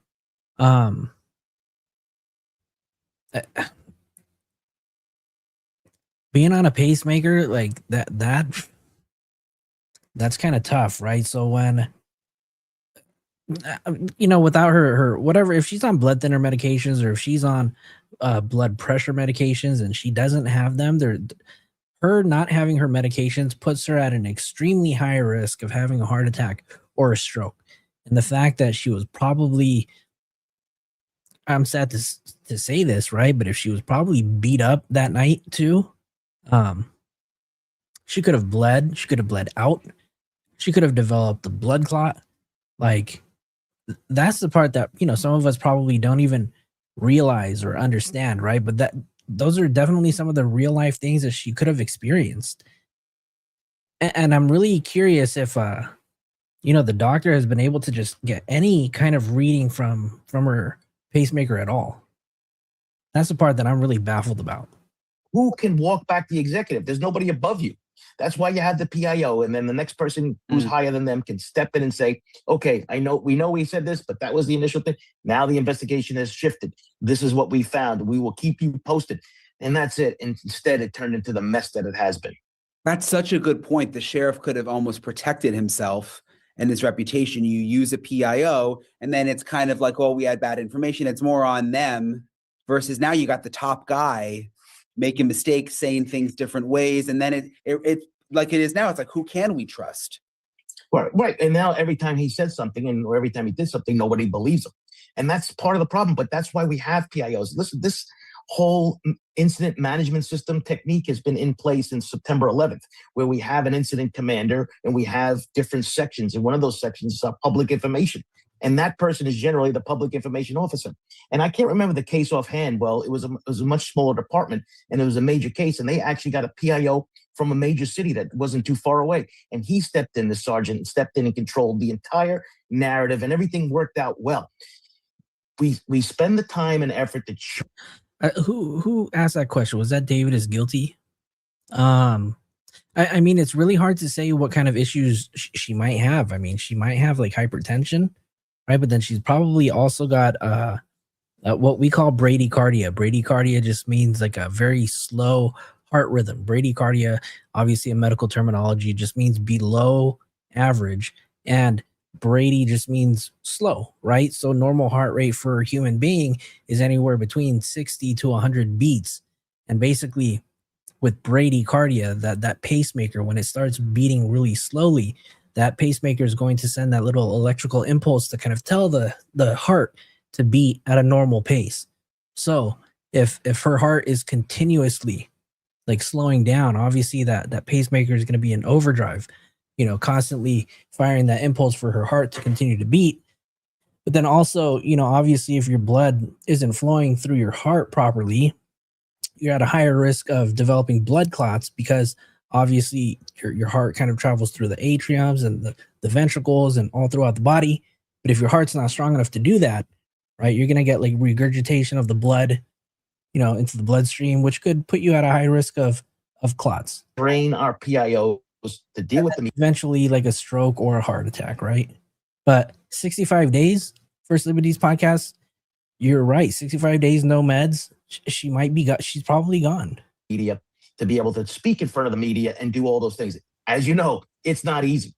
So if we have somebody that's trained for somebody who, in this case, a police executive who really doesn't have that kind of training, who might think that they have that training, stand up there and say things that end up not being true, I think it turned off a lot of people. And So, Electric Snail said, Flojo, did the puddle of blood on her porch concern you knowing that she's on blood thinners, or did it seem like normal amount to you, asking you as a nurse? I think anytime anybody has any kind of heart issues and they bleed, right, I think there's always a concern, right? Because one, if she has that pacemaker, there's a high likelihood that she's on blood thinners, right? And anytime a person is on blood thinners, the number one thing that you have to watch out for, you have to monitor for, are signs of bleeding, right? And not just that, but they have their blood is so thin that when they bleed, they can possibly bleed out, right? And we don't know if she's even diabetic, right? Because if she's diabetic and she has a wound, normally for people who are diabetic, it takes them like 3 to 4 times longer for that wound to heal. So if she was like busted up in the face, that wound could potentially heal. And then in 65 days, right? Let's just say she has an open wound, right? If her body's not properly healing, she's not getting proper wound care, right? She's at a higher risk of developing an infection, right? and that too could be worse, right? And if she's with people who don't give a shit about her, well, I mean, what are the odds that she's going to get antibiotic therapy, right? Very unlikely. Of course, we see now a lot of negative attention directed his way, and unfortunately is rightly so. Well, you brought up Idaho earlier, and they did something like that. They brought in the Idaho State Police public information officer to handle things for them in Moscow, even though it was a city of Moscow. You know, they had someone from the outside come in and just handle all the media requests. And the chief maybe did like 1 or 2 interviews total. I mean, and it was very rare. And he just let that PIO handle everything. And that's the way it should be done, right? So we have the model, we have the training, right? FEMA runs this. We know exactly. And then when it comes to her pacemaker, obviously she would definitely need to be close to her app, right? For her app to kind of read the pacemaker. Before, back then, we used to have pacemakers and this little like telephone device where you'd have to take the, I don't know, whatever, you take the little device that's attached to like an old school corded phone, right? And then you place that little receiver part onto the chest. And basically what that does is it transmit information back to the doctor. It's crazy. It's like it would read information kind of like a fax machine. Very old school, but I'm glad that the technology obviously has advanced, right? Because now there's different ways. But I think now, considering the fact that we're having issues with Bluetooth, it would be crazy technology if maybe they just started implementing or installing like little GPS trackers in it, right? I mean, our phones have them, right? Why not put them in pacemakers? What we want them to do and say and be able to handle something during a big major case so that we don't run into these kind of problems. But we saw this up in the Brown University incident. We saw this with the shooting at Charlie Kirk. People coming out who shouldn't be saying things in the media, and it just doesn't foretell well about what's exactly the investigation is going to reveal. Plus, you bring in chances for the defense attorney to be able to do things, because remember, the defense attorney, if he's going to say, well, my client wasn't the guy because we're excluding all others. You had all these other people under arrest. What happened to them? Why weren't they the ones? I'm sure, you're just opening yourself up to this kind of stuff. And it's just, you have to prepare from the very minute this case starts that you're going to trial. We are 1 subscriber away from 1,500 subs, y'all. Let's go. And you dot your I's and cross your T's, and that's the way it should be handled. I know there's still a lot of holes, but I haven't talked to you about this case yet, so I'm just curious.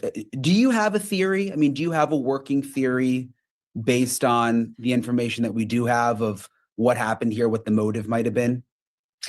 Well, there's a lot of things that a lot of people have speculated on a lot of things. But one thing that I can think of is that I don't believe she was a targeted attack. I think there was going to be a planned burglary and that this thing went bad. Why do I say it's not a targeted attack? Coco Mom just gifted another 5 memberships. Who received those memberships, you guys? Let's welcome them. The Depressionist, Ruby for Justice, Heal With Sounds. Oh, all familiar faces. Snooks and Focus 1031. Welcome to the inner circle, you guys. All right. Look at y'all. Thank you so much. Oh, we just hit 1,500 subs, you guys. Wow, thank you guys so much. It might be a small number compared to a lot of your favorite creators, but to me, 1,500 means so much. That means that you guys, for everybody that keeps coming back, I do appreciate you guys for being here and for all the support that you guys have shown me in the past couple of months that I've been on YouTube. So I do appreciate you guys. Thank you guys so much. Well, listen, look how they the guy dealt with the camera, right? I mean, putting flowers on it, whatever. He wasn't really in a big rush. We have to celebrate these small little wins, right? We got to celebrate them. Wasn't really too concerned about this. And I had said from the very beginning that this guy was an amateur. And the reason why I said that is because he did not look prepared. Now, the people throw that back at me and say, well, Joe, he's not an amateur, but we're 2 months into this. Well, listen. These guys make mistakes. It's up to law enforcement to be able to figure out what those mistakes are. But listen, most burglaries happen directly through the front door. So that was his first intention. Does it happen through the back door? Apparently, that's where things go. But you have an 84-year-old immobile person who has a heart monitor and all the other things that go along with it. Bad choice if she was a target of attack, because the likely. Oh wait, does that mean that I can also gift memberships too? Hold on, let me see, because it is April now. Let me see. I'm going to go ahead and give away 5 gifted memberships. So let's go ahead and do that. So because we hit 1,500 tonight, I'm going to go ahead and give away 5 more gifted memberships, you guys. And after the show, I'm going to be posting the link to our private members only Discord, where we continue the conversation. It's literally 24/7. Ask anybody who's in green in the chat how active the Discord is. And if you guys like playing games, there's a few games that you guys can play that people are playing like 24/7. So join the Discord, you guys. Let me go ahead and gift 5 memberships right now. Here we go. So who received these memberships? All right, who got them? Who got them? Who got them? We got Behind Blue Eyes, Deanna Morris. I was gonna say Kokomon, but that was a comment in between. ML Montez, La Chameleon, and Lori, aka Midwestern Mima. Welcome to the inner circle, you guys. Appreciate you guys all for hanging out. All right, you guys, back to the show. Got something going wrong. Wait, Ronan, did you just gift the membership? Oh shit, Ronan gifted a membership. Thank you so much, Ronan. Appreciate you. With her is extremely high, and now you're looking at murder charges. So, but if it's just a burglary gone wrong, though, why would he have been there previously? Remember, like, we think he was there January 11th, which would have been 3 weeks before. Word puzzles go crazy, you guys. We got like this word seek, and we just literally put it in like a couple days ago, and we're already on like, I don't know, level 500. I don't know. You guys tell me, what level are we on? Would he have been planning staking out the joint, right? He's actually doing his homework. He's looking at things. Maybe he's knowing that her routine is like she goes over to, she leaves every Sunday to go to, wherever. So, it was that day of Sunday. I mean, was it on a weekend where, so was he doing his homework, so to speak? That's just the way I would be looking as the working theory. And I had said before we started, once the ransom notes started kicking in, you have another level of investigation that has to be done there. So you have to be able to pivot. See, Felicia knows she's hooked. I got her hooked. She's hooked. So you have, like I said, 3 investigations happening: ransom, Kokomon, stranger abduction, and Kokomon making it rain.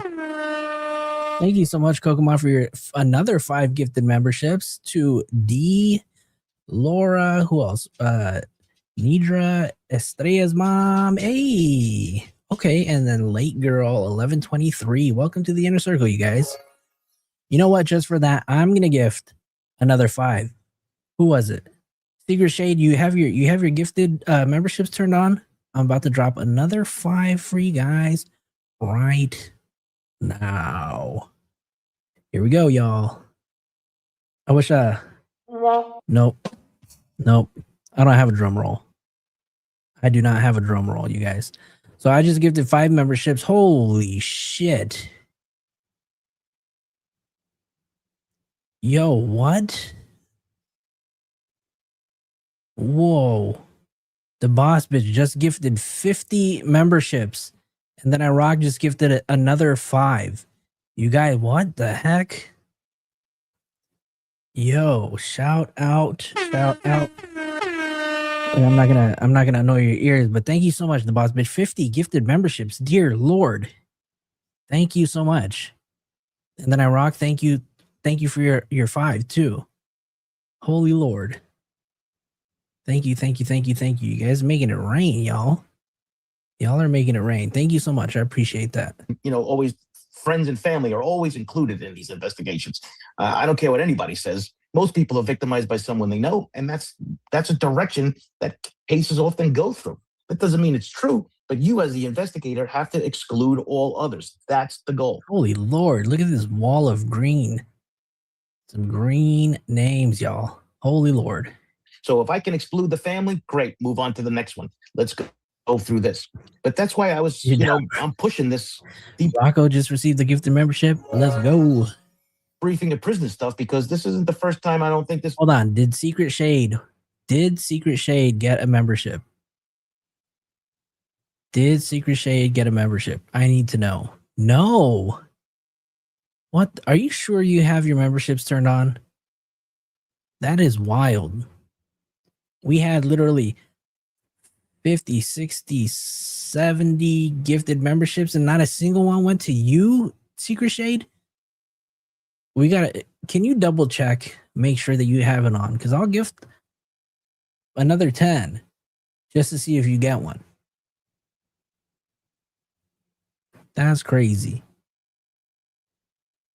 Yeah, the boss bitch will tell you how to turn your memberships on. The boss bitch, help her. I would Or do a help burglary them, or sorry, do something I'm- like this. Show that photo to your prisoners. Show the video, because he had a little bit of a funky walk, right? He had that knapsack on that might have been a little too heavy. Looked like he almost would lose his balance. Maybe somebody identifies the gait, right? I mean, anything. You're never going to know until you try, and that's the bottom line here. One of my friends, a retired FBI agent, Maureen O'Connell, who I have on a lot, you mentioned the gate and look. Wait, Abraham, you don't have a membership? I could have sworn you just joined the Discord. What? Kind of funky. She thinks he was high. Like, she's just convinced that the guy was like on drugs. He might be. I mean, listen, you have an elderly person, but probably information out there is who she actually was. So, guys like this who may be using drugs or whatever, think there's drugs in the house, there's cash money, right? Because elderly people senior citizens tend to have cash in the house, right? So, I mean, it becomes a target-rich environment as far as I'm concerned. Listen, I don't have any background on this information. That would just be our working theory. And listen, this happens in every investigation. The detectives get together, you sit there and you talk, all right, what do we think of the scenarios? And then you lay out all the scenarios, and then you see what evidence leads you to that. One of the things, maybe you have the answer to this one, Brian, I've been asking all along and no one's ever given me an answer. Was there a router in the house? Did they take the router?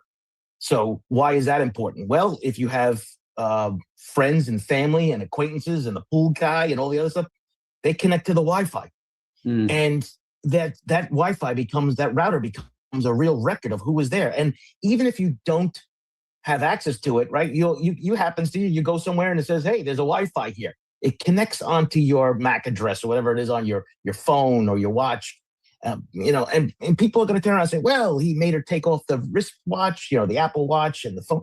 Yes, because the word is out there that these things can be easily traced and trackable. So the bad guys know to get rid of these things now. Well, I don't know. I mean, I don't know about the Apple Watch. I mean, I have an Apple Watch. I don't sleep with it on, right? I mean, they do have these sleeping devices these sleeping monitoring devices that you can wear, like the is it the Whoop, the Aura Ring, right? They have those other devices that you can wear comfortably without wearing a watch. I just feel like it's so uncomfortable to wear a watch to sleep. How many? Type of one in the chat if you guys wear a watch to sleep. I need to know who the weirdos are. It's unfortunate, but it's just a sign of the times. You think we'll get a resolution soon? No. If you would ask me this question in the first week or two, I would say yes, because I was really hopeful when I saw the FBI coming in here and doing this, because it is it's what? Viking woman, you wear a watch to sleep? Damn. Not a mini department. People think like this is like some mom and pop sheriff's department. They have like 500. Politically speaking, you wear a watch to sleep? Damn. What? Deputies in this. West text Doug on Twitch. What's going on? What's up? Welcome. Heather, you wear a watch to sleep? Damn. Oh my Lord.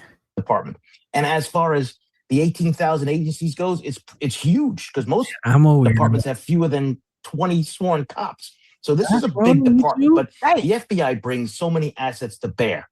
And, quite frankly, I wouldn't have mind seeing even the Secret Service coming in because of their cell phone data and technology and all the other things. Like I said, the DEA, because of the drug connections that they have in Mexico. So I would look to further my all partners in this thing, and just throw it out there and say, maybe somebody didn't think of it. I don't know. I mean, and I'm not saying I had the answers to everything, and I'm the.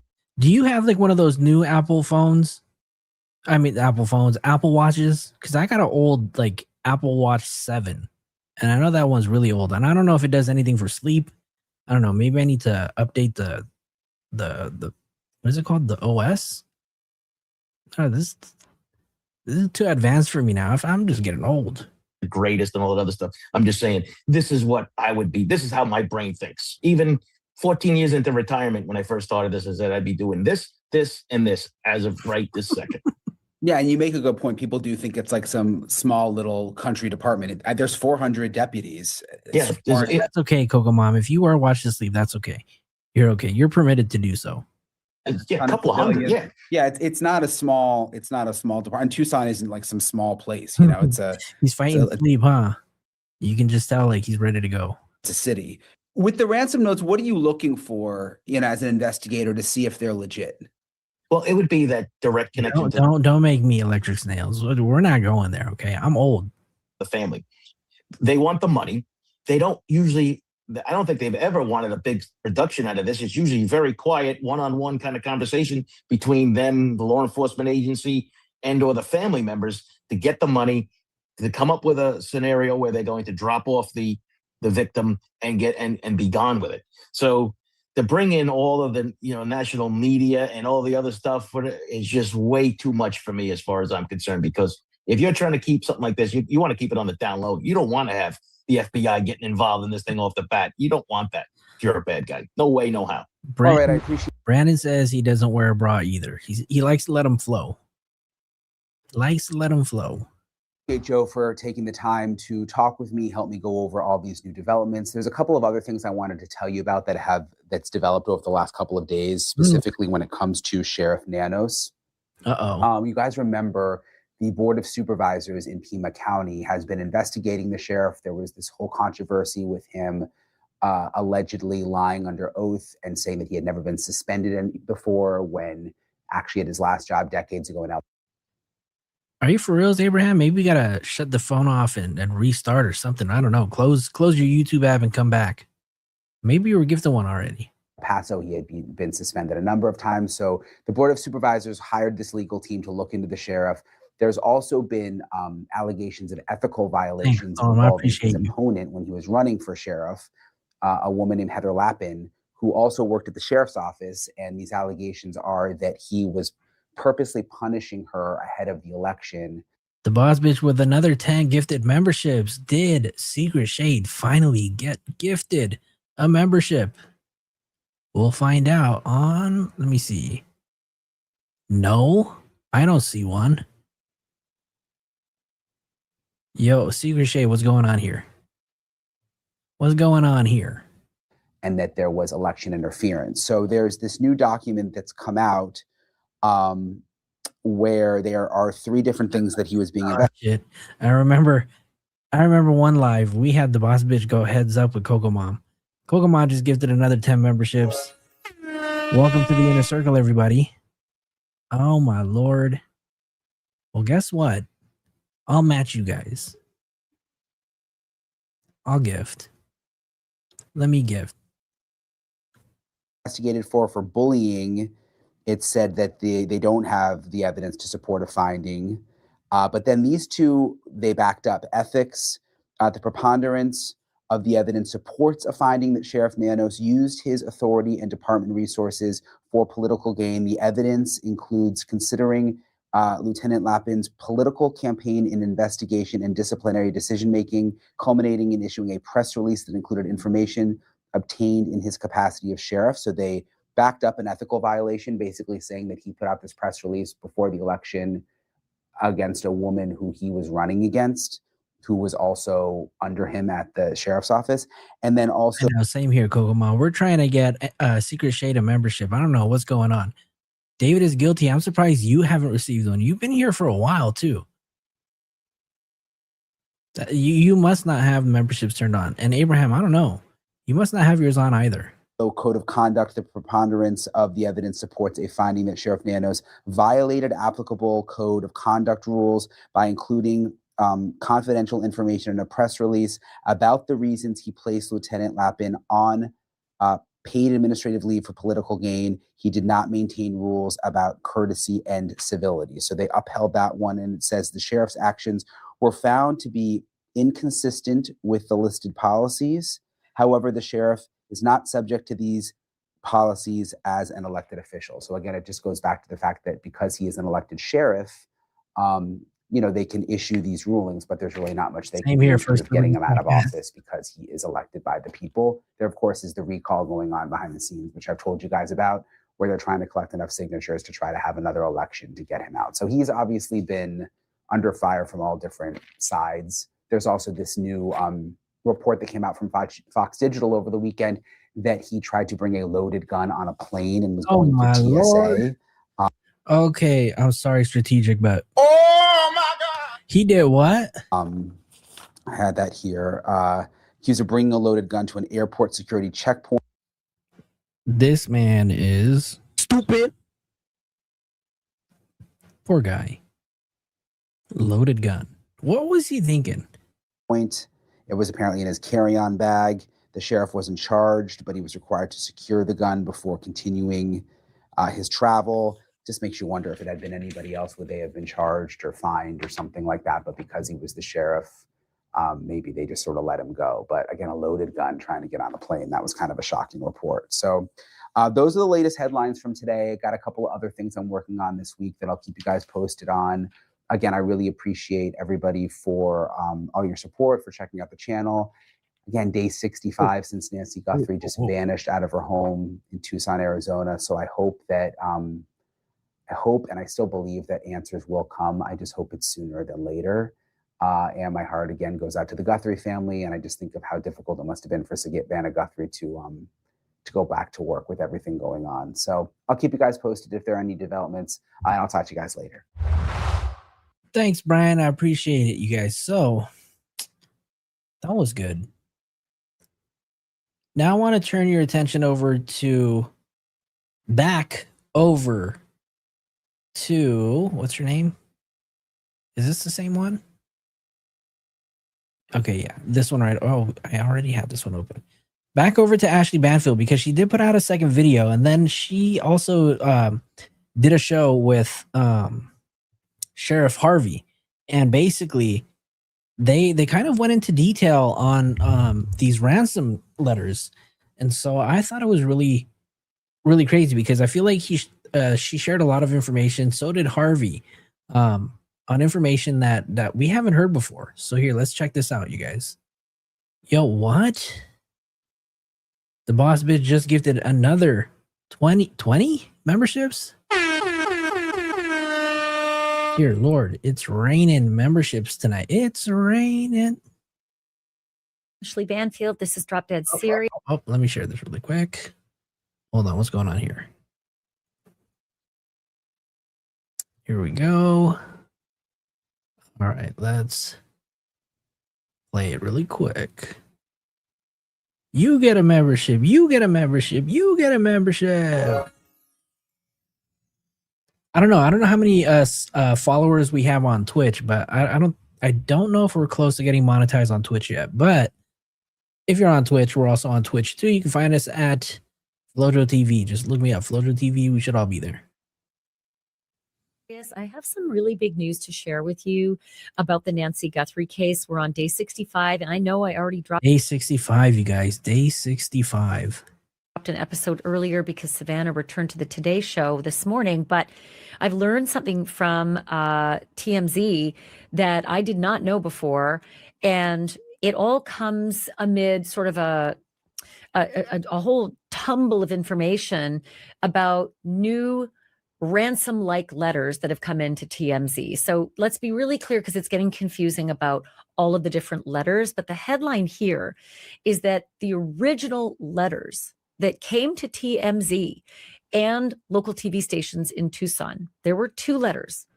They threatened to kill Nancy Guthrie. We had not heard that until now. We always knew that there was a consequence threatened if you don't pay by Thursday. Then by Monday, there's a second deadline, and the consequence is that the money goes up, I think, to $6 million. Well, I don't know how many days it's been since her birthday, Cat's here, but I do know that today marks 209 days since we have heard a single thing, right? Or since Celeste was discovered in the front trunk of David's Tesla. 209 days, you guys. We're barely at 65, day 65 for Savannah Guthrie. Imagine the justice for Celeste, right? We're sitting at now 209 days without a single press conference, without an update from law enforcement or the DA's office, right? And we'll talk about that in a bit too, because SF Investigates put out a tweet talking about in 2 days we're going to be at 7 months and still nothing. But we never heard that the other consequence was that they threatened to kill Nancy Guthrie. And then, of course, after those 2 letters, they went silent. And we never heard anything afterwards. And they didn't give a mode of communication to the FBI, to the police, to TMZ, to KVOA in Tucson, to KGUN in Tucson. And incidentally, wait, so if you were gifted a membership, do you have to redeem it or something? Or does it just automatically show up? I don't get it. the KGUN, also called KGUN, they received a second letter from these same people. And it's known that they're the same people because they had the same Bitcoin address. So the first letter went to KGUN, KVOA, and TMZ. And the second letter just went to KGUN. Don't know why, but it did. But they had the same Bitcoin address. So they're from the same alleged ransom seekers. And that's the one that Savannah refers to in her interview with Hoda Kotb when she says we received, the 2 that we received, we tend to believe are real. And TMZ has also told me that the FBI, with whom they've been working, hand in glove, because they're receiving the communications and they're turning them all over to the FBI indicated to TMZ that the FBI also believes that those 2 ransom letters are from the kidnappers, the real kidnappers. So let's talk a little bit more about what other notes came in, because it started to get confusing. Then there were text messages that went to Annie and Tommaso. Annie is Savannah's sister. Tommaso, named Tommy, is her husband. We're still waiting to see that, right? First Liberties. I even read on Reddit that they may have even abandoned it. And some people are saying that, the brother, what's his brother's name? Caleb unfollowed David on Instagram. I don't know if that's something that's major or that's something that, we're just giving too much credit to, but I don't know. Could the Burke family be imploding internally? Who knows? There were text messages that went to those 2, and there were 2 separate messages. And an FBI's, or I should say, a federal affidavit lists out a man in California who was arrested. Derek Colea is his name. They say he was scamming. They arrested him for scammer alert. Scamming. To my knowledge, they don't believe he's involved in this. He hasn't been charged with kidnapping or anything related to the disappearance of Nancy Guthrie, just the attempt to extort money. So he's facing those federal charges in the near future. He's made his appearance. I believe either he was extradited or he brought himself to Arizona to make a court appearance in the initial offings of that case. But that's a different set of letters. And then come the third set of letters. And these are the letters from somebody who has reached out repeatedly, a half dozen times to TMZ. Hold on. Thank you for this. If you guys do want to voice your concerns over your frustrations with the Celeste Rivas Hernandez case and her justice, please consider contacting the LADA's office. Their website is da.lacounty.gov/contact. LAPD's website is contact.lapdonline@gmail.com. Oh, and then you can reach out to the California Attorney General's office at oag.ca.gov/contact/general-contact-form. Dear Lord. Or you can reach out to Fox, right? Fox 11 News at foxla.com. Thank you for that. To say, I'm not the kidnapper. but I know who they are, using the words they every time there's a reference, whether it's they in the singular, as some people use, or they in the plural, we don't know. But I know who they are. And for 1 Bitcoin, I'm willing to turn that information and, quote, hand them over. Oh, is Rocco celebrating 1 month as a member? Hey, what's up, Rocco? On a silver platter. Those emails went into TMZ early on as well. Okay. Many thought that they were phony. Not necessarily TMZ, though. The information started with time is of the essence. And then suddenly, just within a day, I think, time is no longer of the essence.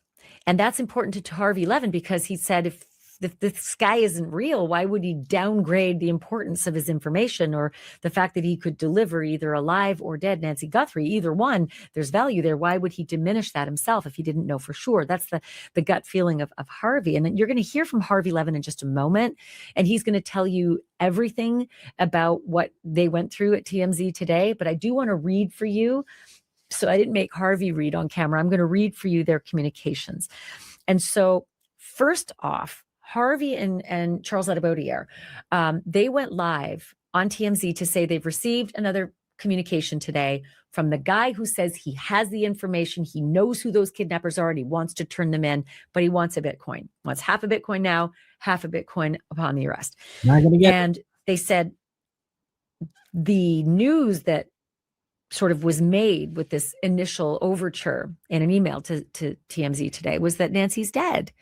That this person said, Nancy is not alive. She is dead. That's what TMZ says. But he's still willing to turn these people in. And so Harvey Levin and Charles Latibotiere did their TMZ lives telling the news that they had received this email communication from this same person who they've received each time, because it's the same Bitcoin address each time. So the half dozen communications about, I know who the kidnappers are and I'm willing to turn them in, is always from the same person with the same Bitcoin account. But after they did their live broadcast, they got another email from him, her, whoever. They got another email after their live address. And this one is more specific. They said, in the second letter, quote, I saw her alive with them in the state of Sonora, Mexico. Interesting. I saw her alive with them in the state of Sonora, Mexico. Okay. And then this is where the sender starts to get angry.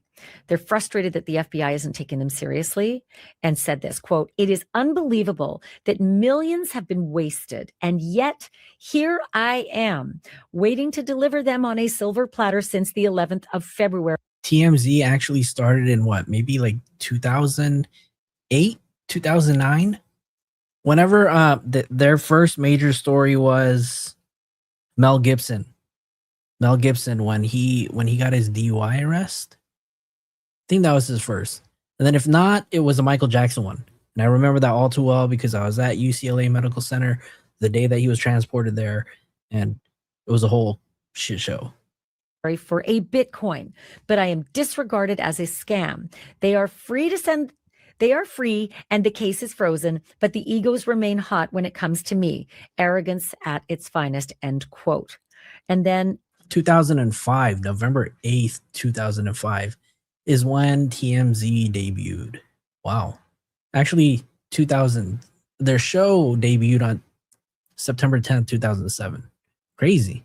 You should note that the price of Bitcoin has been dropping, and so now it's a lot less. A half a Bitcoin's about $35,000. And TMZ made this deal saying, look, we could get the ransom money for you, right? You tell us the information, we tell the FBI, therefore there's a record that you're part of it, because the guy didn't believe he was going to get the ransom money, but we still can't figure out why he wouldn't go for the $1.2 million instead of the, half a Bitcoin's 35,000. Maybe if you get the full Bitcoin upon the arrest, it's only like 70,000 compared to 1.2 million in ransom money. So this isn't, rather in reward money. So this isn't making a whole lot of sense. But you'll hear why Harvey is unable to impart that wisdom on this letter sender. They also are distancing themselves from Nancy's kidnapping, saying they're not the ones to do it. They said that they've been out of the country for more than 5 years and had nothing to do with the horrific crime, just that they know who it was who did it. And in the second note, they said they're not motivated by greed. This is what they said. The motivation was, quote, "I just want what's fair and to live peacefully with enough to start my life again quietly without having to join a witness protection program." Again, I don't know what 70,000 is going to get you in terms of trying to live your life out peacefully if you're afraid of these kidnappers, right? Because 1.2 million would be a lot better. It would be a lot more money to buy yourself some safety if that's the concern. A couple of other things that I want to let you know is that TMZ, I mentioned they've been working hand in hand with the FBI by giving them all of the communications that they receive. But it has been a two-way street. Brandon said at this point, the person sending the ransom is just keeping in touch with Harvey because it's his only friend and they haven't written letters in years. And it's nice to have a pen pal. Too bad the FBI can't trace any or track any of those emails going out because this is crazy. It really is crazy. And Harvey Levin is going to tell you in just a moment what the FBI has been doing with TMZ because they have been busy working with TMZ. I know that there are a lot of people out there who say, what's TMZ got to do with anything? A lot, because that's where the communications are coming in. And so the FBI is taking it very seriously and they are doing a lot with TMZ. That's coming in just a moment. But first, I want you to hear from Harvey Levin. He was super busy today, but he stepped aside to do a quick interview with me. First, a quick note from my sponsor. Let's face it, I cover some pretty dark stuff. Nope. This is Today. Now here's my conversation with Harvey Levin. Sheriff Harvey, okay? Get it right. Sheriff Harvey. Drop a Sheriff Harvey emoji in the chat, y'all. So Harvey, more activity, more communications from these alleged ransom seekers. Well, this is somebody, we've gotten more than a half dozen emails from this person. This is somebody who says they know who the kidnappers are, plural, and where Nancy Guthrie is. We haven't heard from this person in almost a month, but today we got 2 notes from him. And, you know, he is persisting. Now he wants... That's Harvey's favorite word is persistent, persisting, persistent. ...half a Bitcoin, and he will divulge the location. Now, he says that she is in Sonoma. Let me just Sonora. Sonora, Yeah. Mexico. And Sonoma, not Sonoma County, boy. And says she is dead, but says that he can lead them to the kidnapper. And so, you know, he said this before, but, you know, he is kind of repeating what he told us early on, which is she was no longer alive as of the Wednesday after she was kidnapped. And the interesting thing is you have turned all of these communications over to the FBI. Yep. They won't tell you, they won't tell anybody what they do with them. But I mean, you're privy to the Bitcoin wallet. Yeah. And so far, no money has been deposited. And look, I've talked to the FBI and I've frankly said to them, look, I'm not you, and you clearly know a heck of a lot more than me, but my spidey senses are just... Oh my God. Is Harvey really talking about his spidey senses? Oh God. Really? Now he's got spidey senses. Telling me something about this guy, because they asked me a long time ago to put the word out, which we did, that anybody who is, you know, doing this as a hoax to get money would be prosecuted by the federal government. And this person wrote back and said, I understand that. I am not in any way hoaxing. This is real. And then the other thing that just got me was, I believe it was... You know what these two have in common?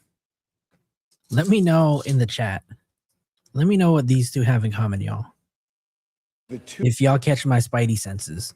Tuesday after Nancy Guthrie was kidnapped, he sent us this note saying, I know where she is. I know who the kidnappers are. Time is of the essence. That was on a Tuesday. On Wednesday, we got another note from the same person, Simmer down, but Peter said Parker. time is no longer of the essence, meaning, I think, she is no longer alive, right? Well, if somebody is carrying out a hoax, Spider Pig. why would they take the immediacy away and say she's no longer alive?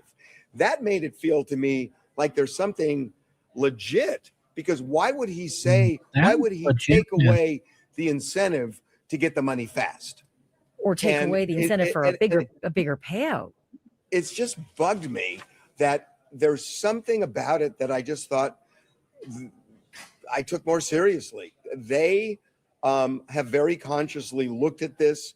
They've tried to find out who this is, but they are not convinced enough to. Can y'all do me a favor really quick? Can y'all do me a favor and smash the like button really quick? I don't think I've asked you guys all show. But if you guys can do me a favor, hit the like button. And if you guys haven't already, subscribe to the channel, so then that way we can push this video out to a wider audience. Right? We got to get into that what's that one word that we always say?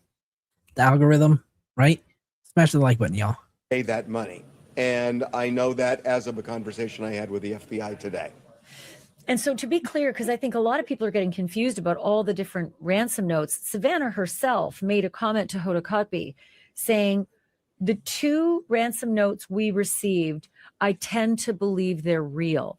Those are the ones that originally came to you, correct? And KVOA and I think another Tucson local station? Yeah. So there are 2 different things we're talking about. These notes that I've just mentioned are people, not somebody who was a kidnapper, somebody who says he knows where the kidnapper is and where Nancy is. The ransom notes you're referring to, yes, there were 2. They were written by the same person. We know that because it has the same Bitcoin address in both. We received the first one along with 2 Tucson stations, the local stations. The second one was sent to just one local station, their K-Gun, but it's from the same person. I know that the FBI believes that those ransom notes are real, that is from the kidnapper. They have done everything they can, from what I understand, to figure out who sent these notes. They were on with my IT team for hours and hours and hours, working with my IT team, and they came up dry. And they could not find it, and they still haven't found out who wrote it. This is a cold case, and they're just waiting for one of those breaks that often comes. But they are at a dead end right now. You heard from the FBI that they believed those first 2 overtures were really from the kidnappers as opposed to scammers overseas or some ne'er-do-well? Yes, and they are from the same person. Holy cow. So when Savannah said that, she must have had that indication from the FBI. They must have told her that they thought that they were real. Yeah. Now, what I don't understand is that she was going to pay, and for whatever reason, they backed off. They had a reason for backing off. And what is that reason? Come on, Harvey. We all just want to know, right? I mean, clearly the FBI knows more than you. And then we all know that you know more than us because you got the spidey senses. Harvey's got them spidey senses. Damn. And I know they did something. I don't feel comfortable saying it, but they did, because they had asked me not to way back then. I don't know if it's changed at this point. But they thought they had a way of tracking that Bitcoin address. Didn't work. Holy cow. And there's been no other communications ever since those 2, right? Like there was the first note that said, you've got deadlines, right? You've got a Thursday deadline, and then you've got a Monday deadline. And then that second one that went to K-Gun, you said. And how was the second ransom note different from the first? What was it suggesting? I never saw it. I never saw it, but I don't think it changed the game from what I'm being told by the FBI, that they believe from the same person. It had to be, because the Bitcoin address is the same. And they just told me that it was from the same person. And those folks at KGUN never did disclose the contents of their note. They've never talked about it. We don't know what's in it. We didn't read it, but it didn't change the game.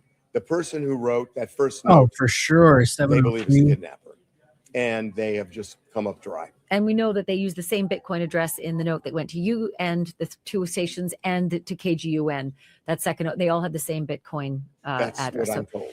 So the interesting thing is, Harvey, if you think back, and it's hard now with 64 or so odd days, Savannah and her family did a second or subsequent address on Instagram saying, we understand. We've heard your communication and we understand. And we just now want her back with us so we can celebrate with her. And we're willing to pay. And that to many people sounded like, we've heard what you've said. We understand what's happened. We still want a body back. Like it sounded as though they had made an overture that maybe Nancy died. I agree. I mean, that's the way I took it as well. That's the way I took it as well. Again, if you believe the guy who's been writing us these notes, she died somewhere between Tuesday and Wednesday after she was kidnapped. And I don't know whether that's because, look, and they said in the letter that they would kill her if they didn't get the $6 million by that Monday. So it's unclear whether this was foul play or she died because, she was ill, she didn't have her meds. So I have no idea. We just said this. But if you believe this guy, it happened somewhere between Tuesday and Wednesday. So the ransom letters did threaten to kill her. Yes. All right. This is information that has not gone out to the public at all. So I'm wondering where Harvey just got the balls to just come out and say this, right? Because this is something that he's protected for over a month. But all of a sudden he's just gonna drop it on Ashley's podcast. That makes sense. Right. And so let's be clear. And I want to say one other thing. Yeah. When I talked to somebody from the FBI today, this person wanted us to repeat that there is still a $1 million, actually $1.1 million reward out there. So, they're hoping, because they believe money can be a motivator here. And that's why they're doing it. But they wanted that word out because they feel like people have kind of forgotten it. But there's a lot of money on the line for information. And I think it's even up to 1.2 million with the different sources. But 1-800-CALL-FBI. I say it on every podcast, 1-800-CALL-FBI. If you know anything, if anybody acted weird, on February 1st, even 2nd, 3rd, 4th, or 5th of the next week, when the video came out of the masked man, that guy had to be scared. He had to act differently that day. I always say, for people who think that someone they know acted in a weird way in those dates, 1-800-CALL-FBI. Harvey, the letters that came out today to you, it seems like there's a mixed message. Like in the first letter, does he say she's dead? And then the second letter to you today, he says, I saw her alive with them in Sonora? No, he never said she was alive at all. He says she's dead. But he just said after you talked about, when you did your TMZ live today, they sent a second letter saying, quote, I saw her alive with them in the state of Sonora, Mexico. Maybe he's referring in past tense, because in the first letter they said she's dead. Somebody wake him up. Somebody wake up Harvey. Past tense. It's past tense. Yeah, and so now I saw her. He's saying I saw her alive with them in the state of Sonora, Mexico. My request is not huge. And he goes on. He's talking about, he says he saw her there, but he's talking past back tense. then. Yeah. And now he's definitive that yeah. Nancy, he says, if this person is truthful, he's saying that Nancy is dead. Now, again, I talked to the FBI about this. I had a fairly long conversation today. And, it's just, I've gotten to know some of these people, and Cindy, we were just talking, and I said, look, I feel, what's up, Cindy? How are you? Welcome. Kind of out of place to even say it, but there's just something that's been gnawing at me with these letters. So why in the fuck are you saying anything in the first place, Harvey? That shit don't make any sense. And we were just talking, and I said, look, I feel like how fucking horrible would that be, right? Because TMZ always has to be that person or that outlet that always leaks shit before the family knows, right? Like, look what happened to Kobe, right? When Kobe died, Vanessa Bryant found out via TMZ, right? They didn't even have a chance for law enforcement to go over to Vanessa and let him know that Kobe had passed away and died in a helicopter crash, and so did his daughter, right? Like, how fucked up is that? What if Savannah had no idea that she was dead, and here Harvey is, on a podcast with Ashley Banfield, just letting everybody know she's dead.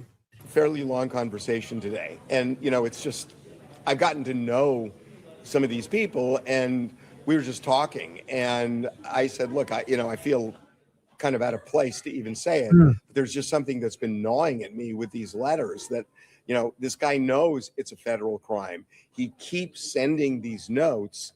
And it was that whole thing about time is no longer of the essence. And they said, yeah, we hear you, but, there are a lot of crackpots out there. So maybe they know something. Crackpots and crack pipes and crackheads? I mean, I'm sure they do, that I don't know. But on the one hand, they seem to be dismissing it. On the other hand, I can tell you they spent a heck of a lot of time trying to track down this guy's email, and they weren't able to do it. I'll tell you, that's the craziest thing about this, Ashley, is that this is 2026. Yeah. And when you look at it, it's like the perfect crime that I didn't think that existed anymore, but that you can kidnap somebody from a residential area where there are cameras that people have in their homes, and yet you can't find the car, and that you've got these emails and you can't trace the emails, and you got these Bitcoin addresses. And I can tell you that the FBI did something with that Bitcoin address from the kidnapper, and they actually did something, came up dry there. And I just never thought of the perfect crime being something like this, where somehow you could evade everyone. Now, there were clearly mistakes made, especially by the sheriff. Nonetheless, the FBI came in and they got nothing. And in 2026, it is really stunning. Yeah, I mean, you've got all of the opportunities for the regular forensics to work, right?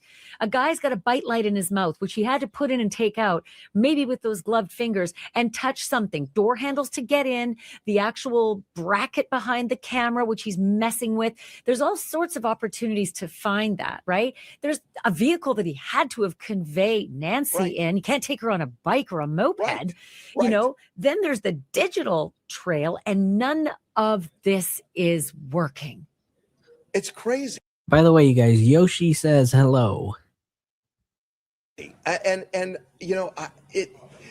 we cover so many cases, as do you, where people make mistakes, they get spotted, and he just disappeared.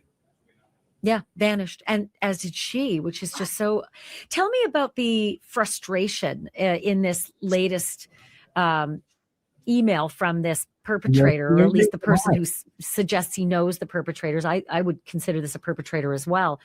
He feels like millions of dollars have been wasted, yet here I am willing. I need help, you guys. Yoshi's really trying to. He wants some raisins. I don't know. He's going crazy over here.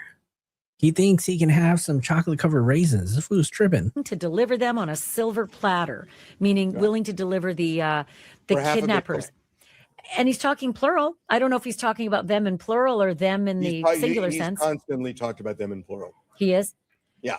And he seems angry that the FBI is dismissing him. He's been kind of bent out of shape from almost the beginning, saying everybody thinks. Hey, guys, if you guys are on the Discord, right? We got a pets channel, so everybody can share their pets. Everybody's doing it. I'm crazy. They don't take me seriously. He's gone on and on about this. And he says, at different times, at one point he said he had a criminal record. I forgot what he said the crime was, but it was some kind of burglary or something like that. And that he was worried that they might try and implicate him, and he would have to go underground, take care of his family, he said, and that's why he needed the money.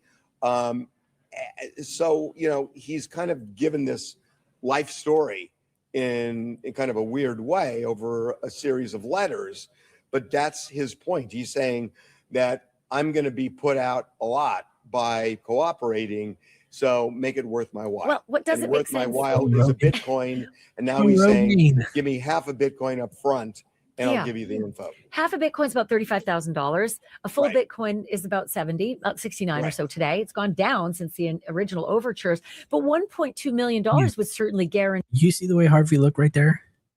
Hold on. Today, it's gone down since the original overtures, but that guy is a zombie walking. Damn. Poor Harvey. $1.2 million would certainly guarantee him a whole lot of freedom and protection from whoever it is he fears. It just doesn't make any sense. Are you able to email him back? No, it doesn't work. It doesn't work. Yeah, and we, you know, he addressed the reward. I don't know. He addressed it after they made it 1 million, but when it was 100,000, he said, "I don't trust the FBI." That's why he started contacting us. He said, "I don't trust the FBI." So, you know, he said, "We're going to you guys," and we ended up doing, you know, social media which he saw, and we said, "Look, if you don't trust the FBI, give us the information." And we'll convey it to the FBI. But now you've got a record through us that you've given us information, so they're not going to screw you out of the money if you really believe they would do that, because we have the record that you gave it to us and we gave it to the FBI, but he didn't do it. Well, you're playing checkers and maybe he's playing chess, and suddenly he didn't know what to do other than just rant and get angry and just try again. I know your time is precious, and I'm just very appreciative of the time that you've given us. Keep me posted. Let me know if you hear again. Yeah, I mean, you'll be my second call. Right? Well, there you go. Ashley Banfield has revealed her sources. She belongs to the streets. Honestly, I mean, we're giving everything to the FBI when we get it. I just don't think they are looking at this in a real serious way. And I'm not saying they're wrong. I'm just telling you what my spidey senses say. And I may be all wrong here too. 1-800-CALL-FBI. Anybody who sees this, and we've got thousands watching. So thank you, Harvey. I appreciate you telling us about this. My pleasure, Ashley. So, and we're done with that. So I want to turn our attention. So that's day 65, all in a nutshell, you guys. I want to move on to another topic really quick, but I just seen a video on X, and it's not related to the case, but it is related to the case. So I'm going to share this. But earlier today, JLR was on the phone with a caller and apparently kind of got into it with this person. And want to show you guys what kind of took place, because I was literally coming home from the grocery store, just got off of work, and then I leave my TV playing for my dog so he doesn't feel so lonely. But I want you guys to check this out. So somebody posted, Diva Adventures posted, a big mad caller. Jonathan, you are not on national TV. Unhinged. Grifter, YouTube screets. How many of you guys seen this clip? Type a 1 in the chat if you guys have already seen this clip. Type 2 if you have not. This one, it got pretty good.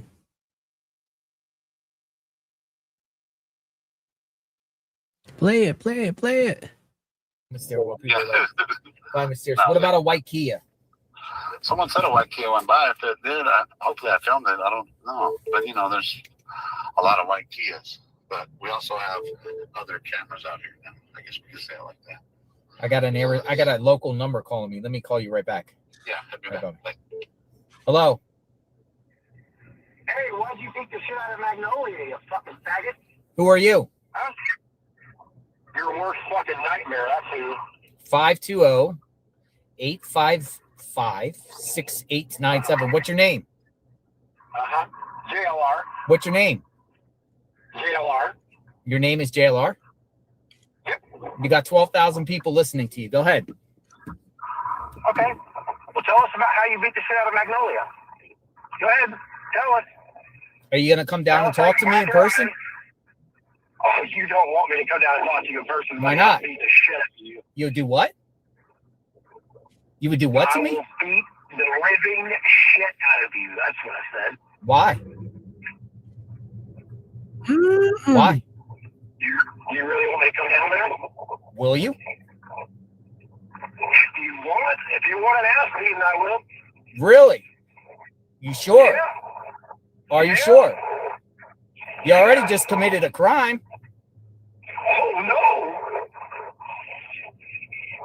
You already just committed a crime on national TV. You're on fucking YouTube, stupid fuck. You're not on fucking national TV. You just committed a crime. Oh, why? What did I do? Terroristic threats. Terroristic threats. Oh no. What are we gonna You just do? committed a misdemeanor on national TV. You just threatened me on national TV. Now I got your number. This is your number. This is your number. You just threatened me on national TV. 520-585-6897. Now you're saying derogatory terms to me? Yeah, you're a faggot. Wow. That's another crime, I guess. Yeah. I don't know. No, it's not. All right, well, your threats were? No, they weren't. I'm going to report you to police. Okay, go ahead. Okay, I will. Okay. All right. All right, good deal. All right. Now, are you going to tell us about how you beat the shit out of Magnolia? You just committed a crime. Why are you avoiding the subject? Why are you threatening me? Why are you avoiding the subject? I'm going to go over there to the Circle K by the sheriff's office. You going to come meet me? Perfect. I'll be there in 15 minutes. All right, we'll see. Okay. All right, we'll see. You better be there. Well, we'll see.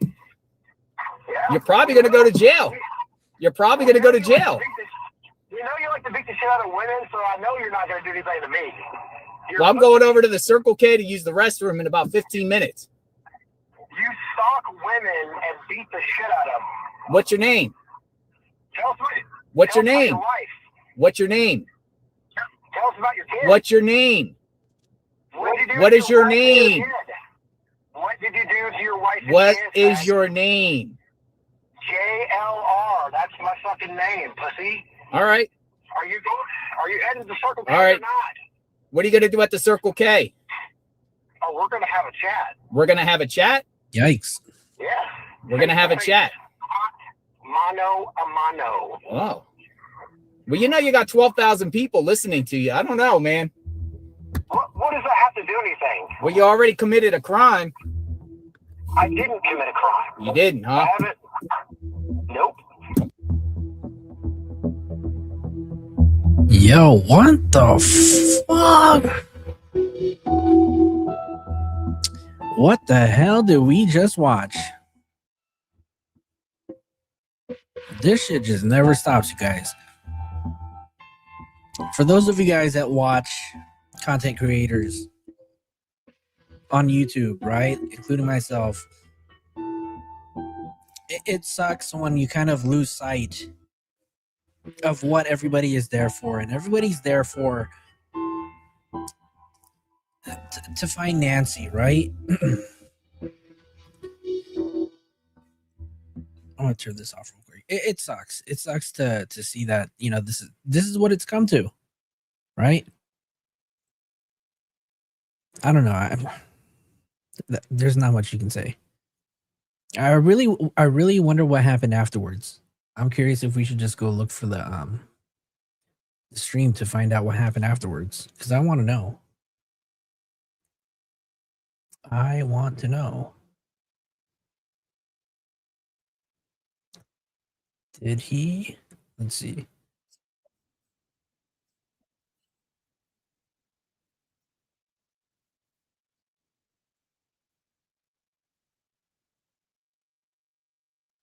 Sorry, I'm just trying to find it. Let me see. Clip it. Send it to me. You could text it to me. Number. This is your number. You just threatened me on national TV. 520 585 6897. Now you're saying derogatory terms to me? Yeah, you're a faggot. Wow. All right, that's another crime, I guess. This stream is definitely going to get flagged. Yeah. I don't know. No, it's not. All right, well, your threats were. No, they weren't. I'm going to report you to police. Okay, go ahead. Okay, I will. Okay. All right. All right, good deal. All right. Now, are you going to tell us about how you beat the shit out of Magnolia? You just committed a crime. Why are you avoiding the subject? Why are you threatening me? Why are you avoiding the subject? I'm going to go over there to the Circle K by the sheriff's office. You going to come meet me? Perfect. I'll be there in 15 minutes. All right, we'll see. Okay. All right, we'll see. You better be there. Well, we'll see. Yeah. You're probably going to go to jail. You're probably going to go to jail. You know you like to beat the shit out of women, so I know you're not going to do anything to me. Well, I'm going over to the Circle K to use the restroom in about 15 minutes. You stalk women and beat the shit out of them. What's your name? Tell us What's your about name? your wife. What's your name? Tell us about your kids. What's your name? What'd you do What to is your wife and name? kid? What did you do to your wife and What kids, is your name? JLR. That's my fucking name, pussy. All right. Are you heading to Circle K All right. or not? What are you going to do at the Circle K? Oh, we're going to have a chat. We're going to have a chat? Yeah. We're going to have a chat. Mano a mano. Oh. Well, you know you got 12,000 people listening to you. I don't know, man. What does that have to do anything? Well, you already committed a crime. I didn't commit a crime. You didn't, huh? I haven't. Nope. I mean, I'm going to report you. I don't give a fuck, dude. Report me. I will. Okay. I press charges, too. I'm not a little woman that you can beat the shit out of. Okay. Well, Okay. I'm giving your number to law enforcement, and I'm filing a police report. Maybe I'll do it on live, Tim. Maybe I'll go right around the corner and do it while I'm on live and say, this number called me on national TV. Tell us about the All right. You want to report him? Let's report him. 520. Let's see who he is first. All right. Anybody, send me who that guy belongs to. This guy. 520. Ooh. Isn't that considered doxing? Shit, I'm gonna have to fucking clip this whole entire video, make sure that number is gone. Ah. Crazy, crazy, crazy. Does anybody know if anything happened after this? Hi, Linda. How are you? Somebody. I don't know if you remember this Phoenix area, kind of west of Phoenix. That's kind of more like where I search for gold, but cool. We should go to Bisbee. Oh, all right. Well, let's hold on. Let me find something else. Hold on really quick, because I told you we were going to talk about this.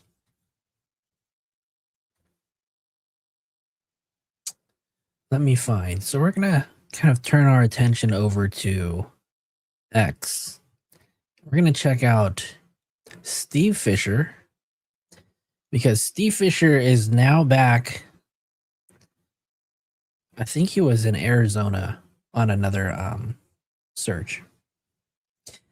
And as you guys can see, his last tweet to the world was March 23rd, which was literally about like, he was gone for a little over a week and a half, and everybody got scared. People were freaking out because they were like, oh my God, this case has gone cold because SF has not given us anything. Where is he? Right? Turns out SF was on a search. I think he was in Arizona. Could have been in Arizona. I don't know. He's been back and forth, right? But today, people finally heard from him, and he has finally returned. to X put out a tweet today that said, and I don't know if this is correct. I think this might be a few days off, but it said yesterday marked 7 months since David's Tesla. Oh, okay. Okay, because it was towed on the 5th, September 5th. You're right. Yesterday marked 7 months since David's Tesla was towed with Celeste Rivas Hernandez's dismembered body in the front trunk. 7 months, and we still have nothing but sealed medical examiner records. A sworn affidavit used to testify sealing those records claimed that LAPD only wanted to ensure they received the report before the public. Yet the report, which should be public, remains sealed. I believe it remains sealed because its content would spark public outrage and a demand for answers that law enforcement and prosecutors have failed to provide. They have not even held a basic press conference, something routinely done in high-profile cases.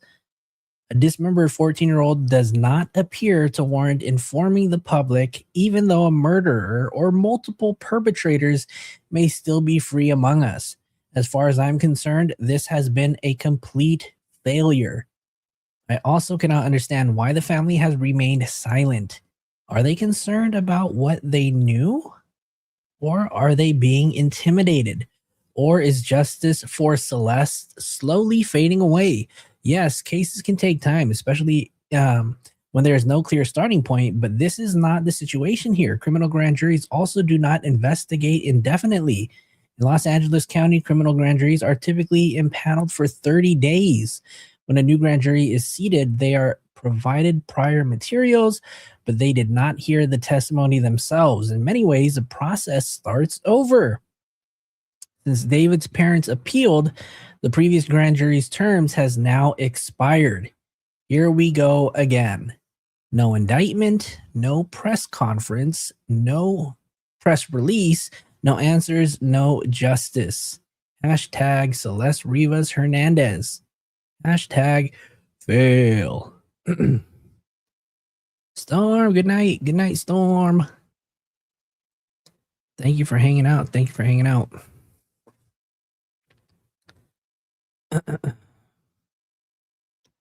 What are you guys' thoughts, you guys? Thoughts.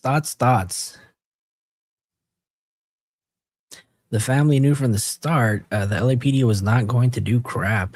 So David is guilty. You think this is the reason why they are quiet? Do you think that has anything to do? Thank you, Storm, for hanging out. Electric Snail said, I'm losing hope too. It's not a good feeling. Cindy Lean said, I missed the last part. Since David's parents appealed, the previous grand jury's terms have now expired. Here we go again.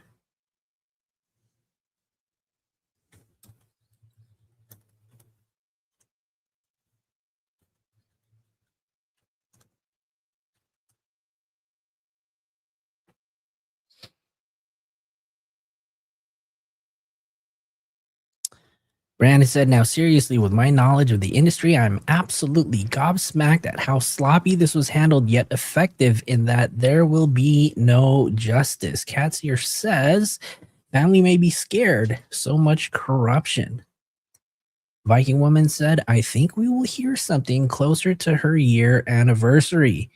That means that we have to, what is it, April now? We've got to wait another 5 more months until we get close to September. That is crazy. Cindy, so I think basically what he's saying is since David's parents appealed, the previous grand jury's terms has now expired. So he was saying in his tweet earlier that grand juries are only impaneled for about 30 days, and every 30 days they have to get a new grand jury.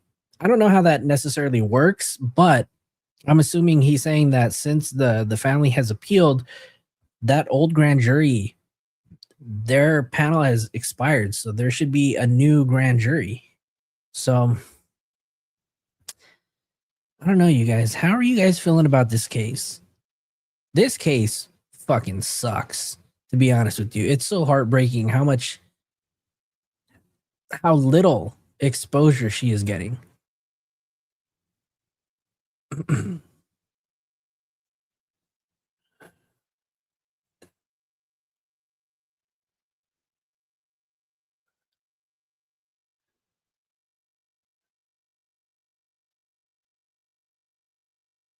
Sorry, I was just reading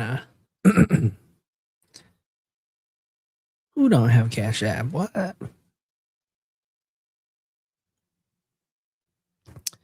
believe David paid off LAPD to screw up the case and get rid of information. I'm calling it. I don't care if they get mad or not.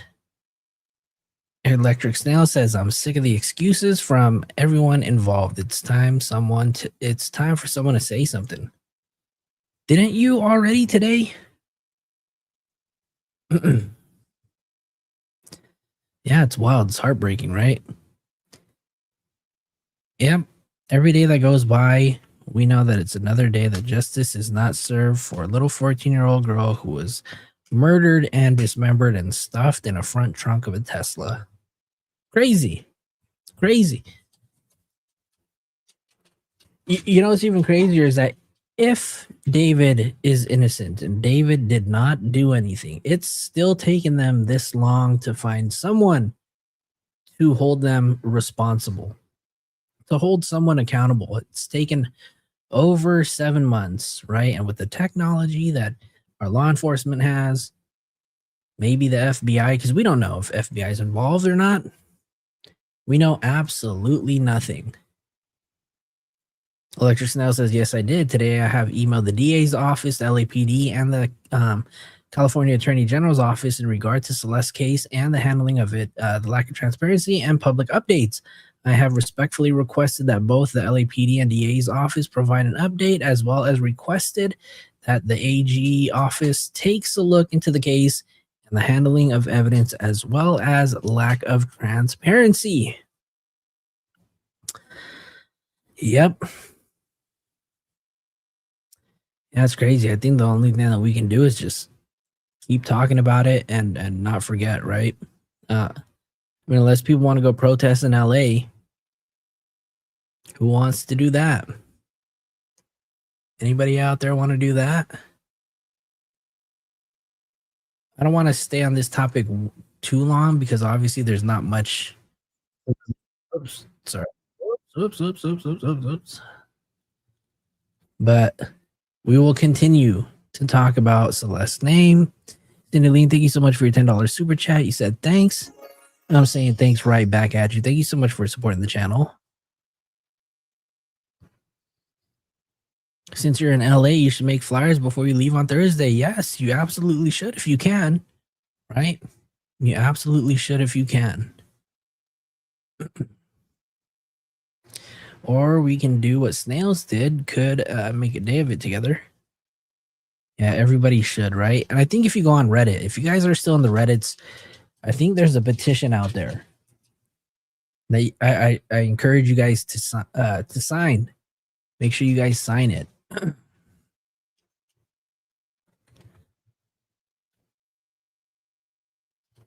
Let me see.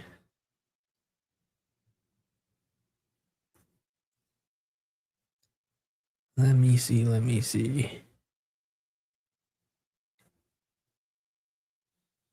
Wait, so little TJ? All right, I'm going to turn this.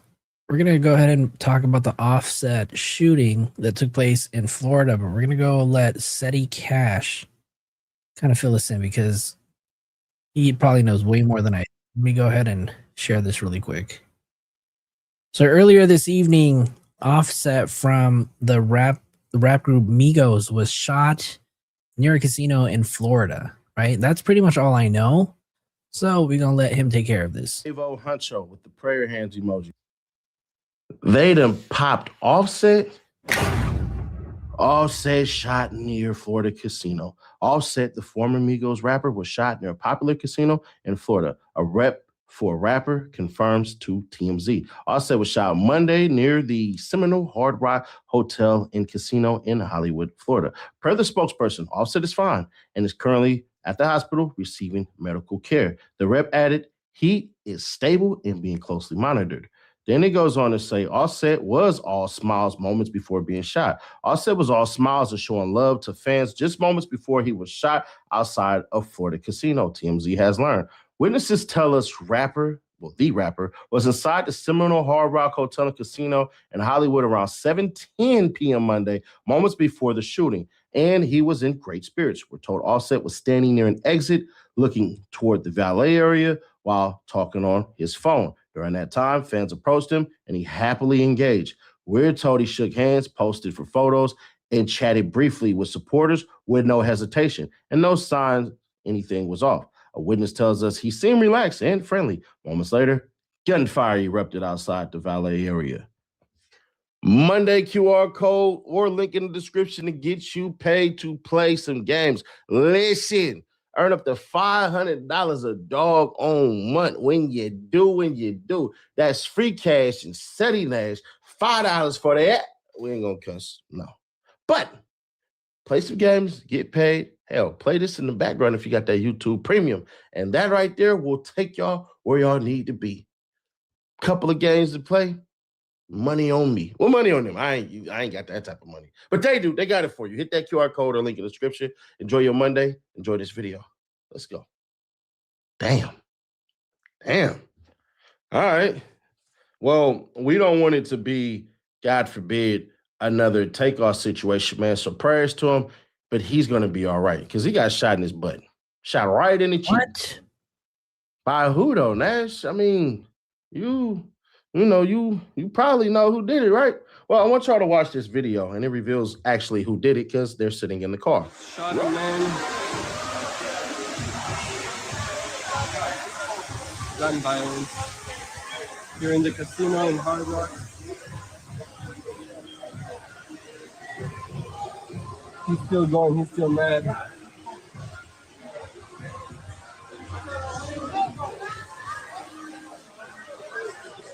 They got this guy detained.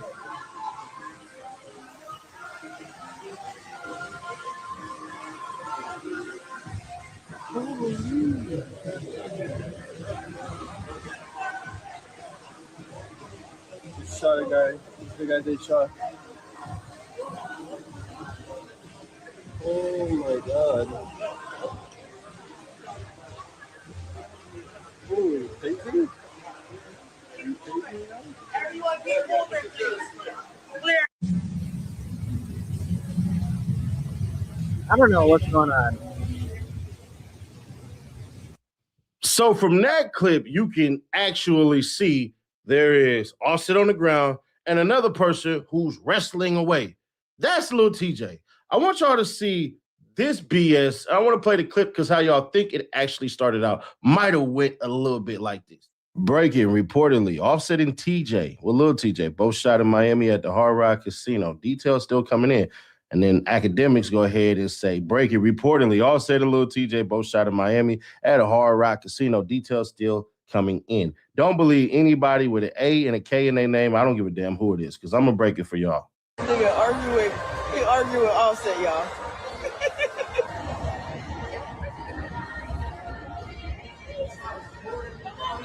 That's only a picture, goddamn. You ain't that much of a celebrity, bro. You ain't that much a celebrity, bro. That's only guy for a picture. I'm not supposed to a picture. Goddamn, we black people. Damn. If you listen to the report, slow it down. Yeah, Lil TJ was there. But the police report says one person shot. We all confirmed the one person that was shot. That was Offset. What we did not see is a report that said two people shot. Now, unless my mind done dropped off and went somewhere, I would think, why the hell would the police be wrestling a person like that who was just shot? Because actually, he was the shooter. That's why Lil TJ is in the back of the car right now. Now, the question is what the hell happened? And why did it happen? I don't have the why for you, and I wouldn't put it out there anyways if I knew. But what I will say is this. Lil TJ got his ass kicked. We talking high Yukins, right, left, hook, jump, all that stuff. He was getting whooped by Offset. So in the midst of him getting beat up by Offset and taking all type of lefts and rights and everything like that, he was in the losing position. Offset walked away. Offset got Dauphine and popped in the booty. Hey, it is what it is. That's what happened. And you know that's what happened because you see Offset on the ground and you see Lil TJ wrestling. Cops will not be putting you in a damn squad car shot unless they had to hurry up and rush you because the ambulance couldn't get there in time. RIP Street. So when y'all say this shit, I want y'all to slowly read what the hell happened. So all the other people who try to break the news and missing bits and pieces and parts, I'm telling you right now, Lil TJ is the one who shot him. But here's the caveat. Lil TJ got a homeboy with him. So they may say that Lil TJ actually is the one who didn't shoot, that his homeboy shot him after Lil TJ got his ass beat. That may be what happened. But from what I'm hearing, it was Lil TJ who shot him. Now, possibly his homeboy shot him. We don't know. Maybe his homeboy tried to conceal the weapon, try to run with it, or, held the gun and walked off or something. Hell if I know. There's a bunch of stories to make out of that. But one thing's for certain, two things for sure. We know right now that Lil TJ is being detained as the shooter. The biggest question is, can he get away with self-defense? I doubt it highly because he was walking away, meaning offset. So you shooting him walking away, hey, there is no threat. But I don't know how Florida laws go. Maybe it's assault with a deadly, or maybe it's attempted murder. Because remember when Plies said in that damn song, in that intro, you shoot a nigga in the leg, they send you like you killed him. We talking about Florida. So right now as it stands, Lil TJ in a whole lot of trouble. If this was Texas, you can bet his ass will be getting a bond by the early morning. But it's Florida. I don't know about Florida. It ain't too many cases about Florida. But I will say this, man. We've seen how that man walk around with no doggone security, no doggone nothing, just him by himself. We even seen it that they said, oh, he just stood at the valet by himself. Bro, you all said, bro, you do a lot of geeking and gawking and talking and all that. Now, whatever may have happened with Lil TJ, hell if I know. I know if I'm going to shoot you in the ass, you owe me some money. That's me personally. That's what I would do. So if it ain't about no bread and y'all fighting and you happen to lose and you just popped him, man, that's the sucker shit. Take your L, bro. But hey, if you say I'm leaving here with something, your ass is mine, boom, hey, I ain't gonna be too mad at it. A little zesty if you ask me, but shit, he might be John Wick because placing that shot right there in his ass like a BBL, I don't know, bro. Might Slightweight be genius. Y'all, let me know y'all thoughts on this one, man. You made it this far. Click right here, though, to watch how Big 30 got treated like Pooh Shiesty's daddy, but something else get revealed. Gucci not snitching. Check it out. Hey, we giving these two. All right, let me put out Seti's channel in the chat. You guys go follow him. He actually covers the David and Celeste Rivas Hernandez case a lot too. So he was putting out a lot of videos when a lot of stuff was coming out. But anyways, you guys, I think that is going to be it. Did I miss a super chat or something? Oh, Cindy, we did. We shouted Cindy out. All right, you guys, let me just make sure I shout out everybody who supported the channel tonight. I think we are going to be calling it a night. Damn, I haven't even eaten dinner yet. Kokomon, thank you so much for gifting 5 memberships. Cindy from sunny South Florida for your $5 super chat. Kokomon with the $10 super chat. Kokomon gifted another 5. Gold Digger gifted 1 membership. Felicia gifted 1 membership. Kokomon gifted another 5. Ronan did 1. I did 5. Kokomon did another 5. The Boss Bish with 50 gifted memberships. I donated 5 and then I rock gifted 5. Boss Bish did another 10. Kokomon did 10. I did 10. The Boss Bish did another 20. Rocco celebrating 1 month as a member of the Inner Circle. And then, oh, I didn't even shout this person out. Oh, forgive me for butchering your name. Afiru Wangalirgo, 84.75 for your $1.99 super chat. Thank you so much. Cindy Leanne for your $10 super chat. And wait, hold on. What the heck? Kokomon, you're still here? Holy Lord, Kokomon just gifted another 5 memberships, you guys. Whoa. Kokomon, I thought you were sleeping already. What? Thank you so much, Kokomon. Appreciate you. Look at y'all superstars. Superstars. All right, you guys, hold on. There you go. I'm about to lose my voice. I haven't spoken in like a week. But we've been on for almost 3 hours, you guys. So I appreciate all of you guys that help support the channel. Do me a favor, hit that like button. If you haven't already, subscribe to the channel. I promise to be on more often, you guys. I'm just getting back into it. If you guys could do me a favor, after the video is over, run back to the video and check to see if you can hype the video. And if you can, do me a solid and just hype the video, you guys. I'd appreciate it. Anyways, thank you guys so much. For all of you guys that are still here, Cindy Lean, the Boss Bitch, Goal, Tina Marie, Cats Your Viking, Viking Woman still here, Jad.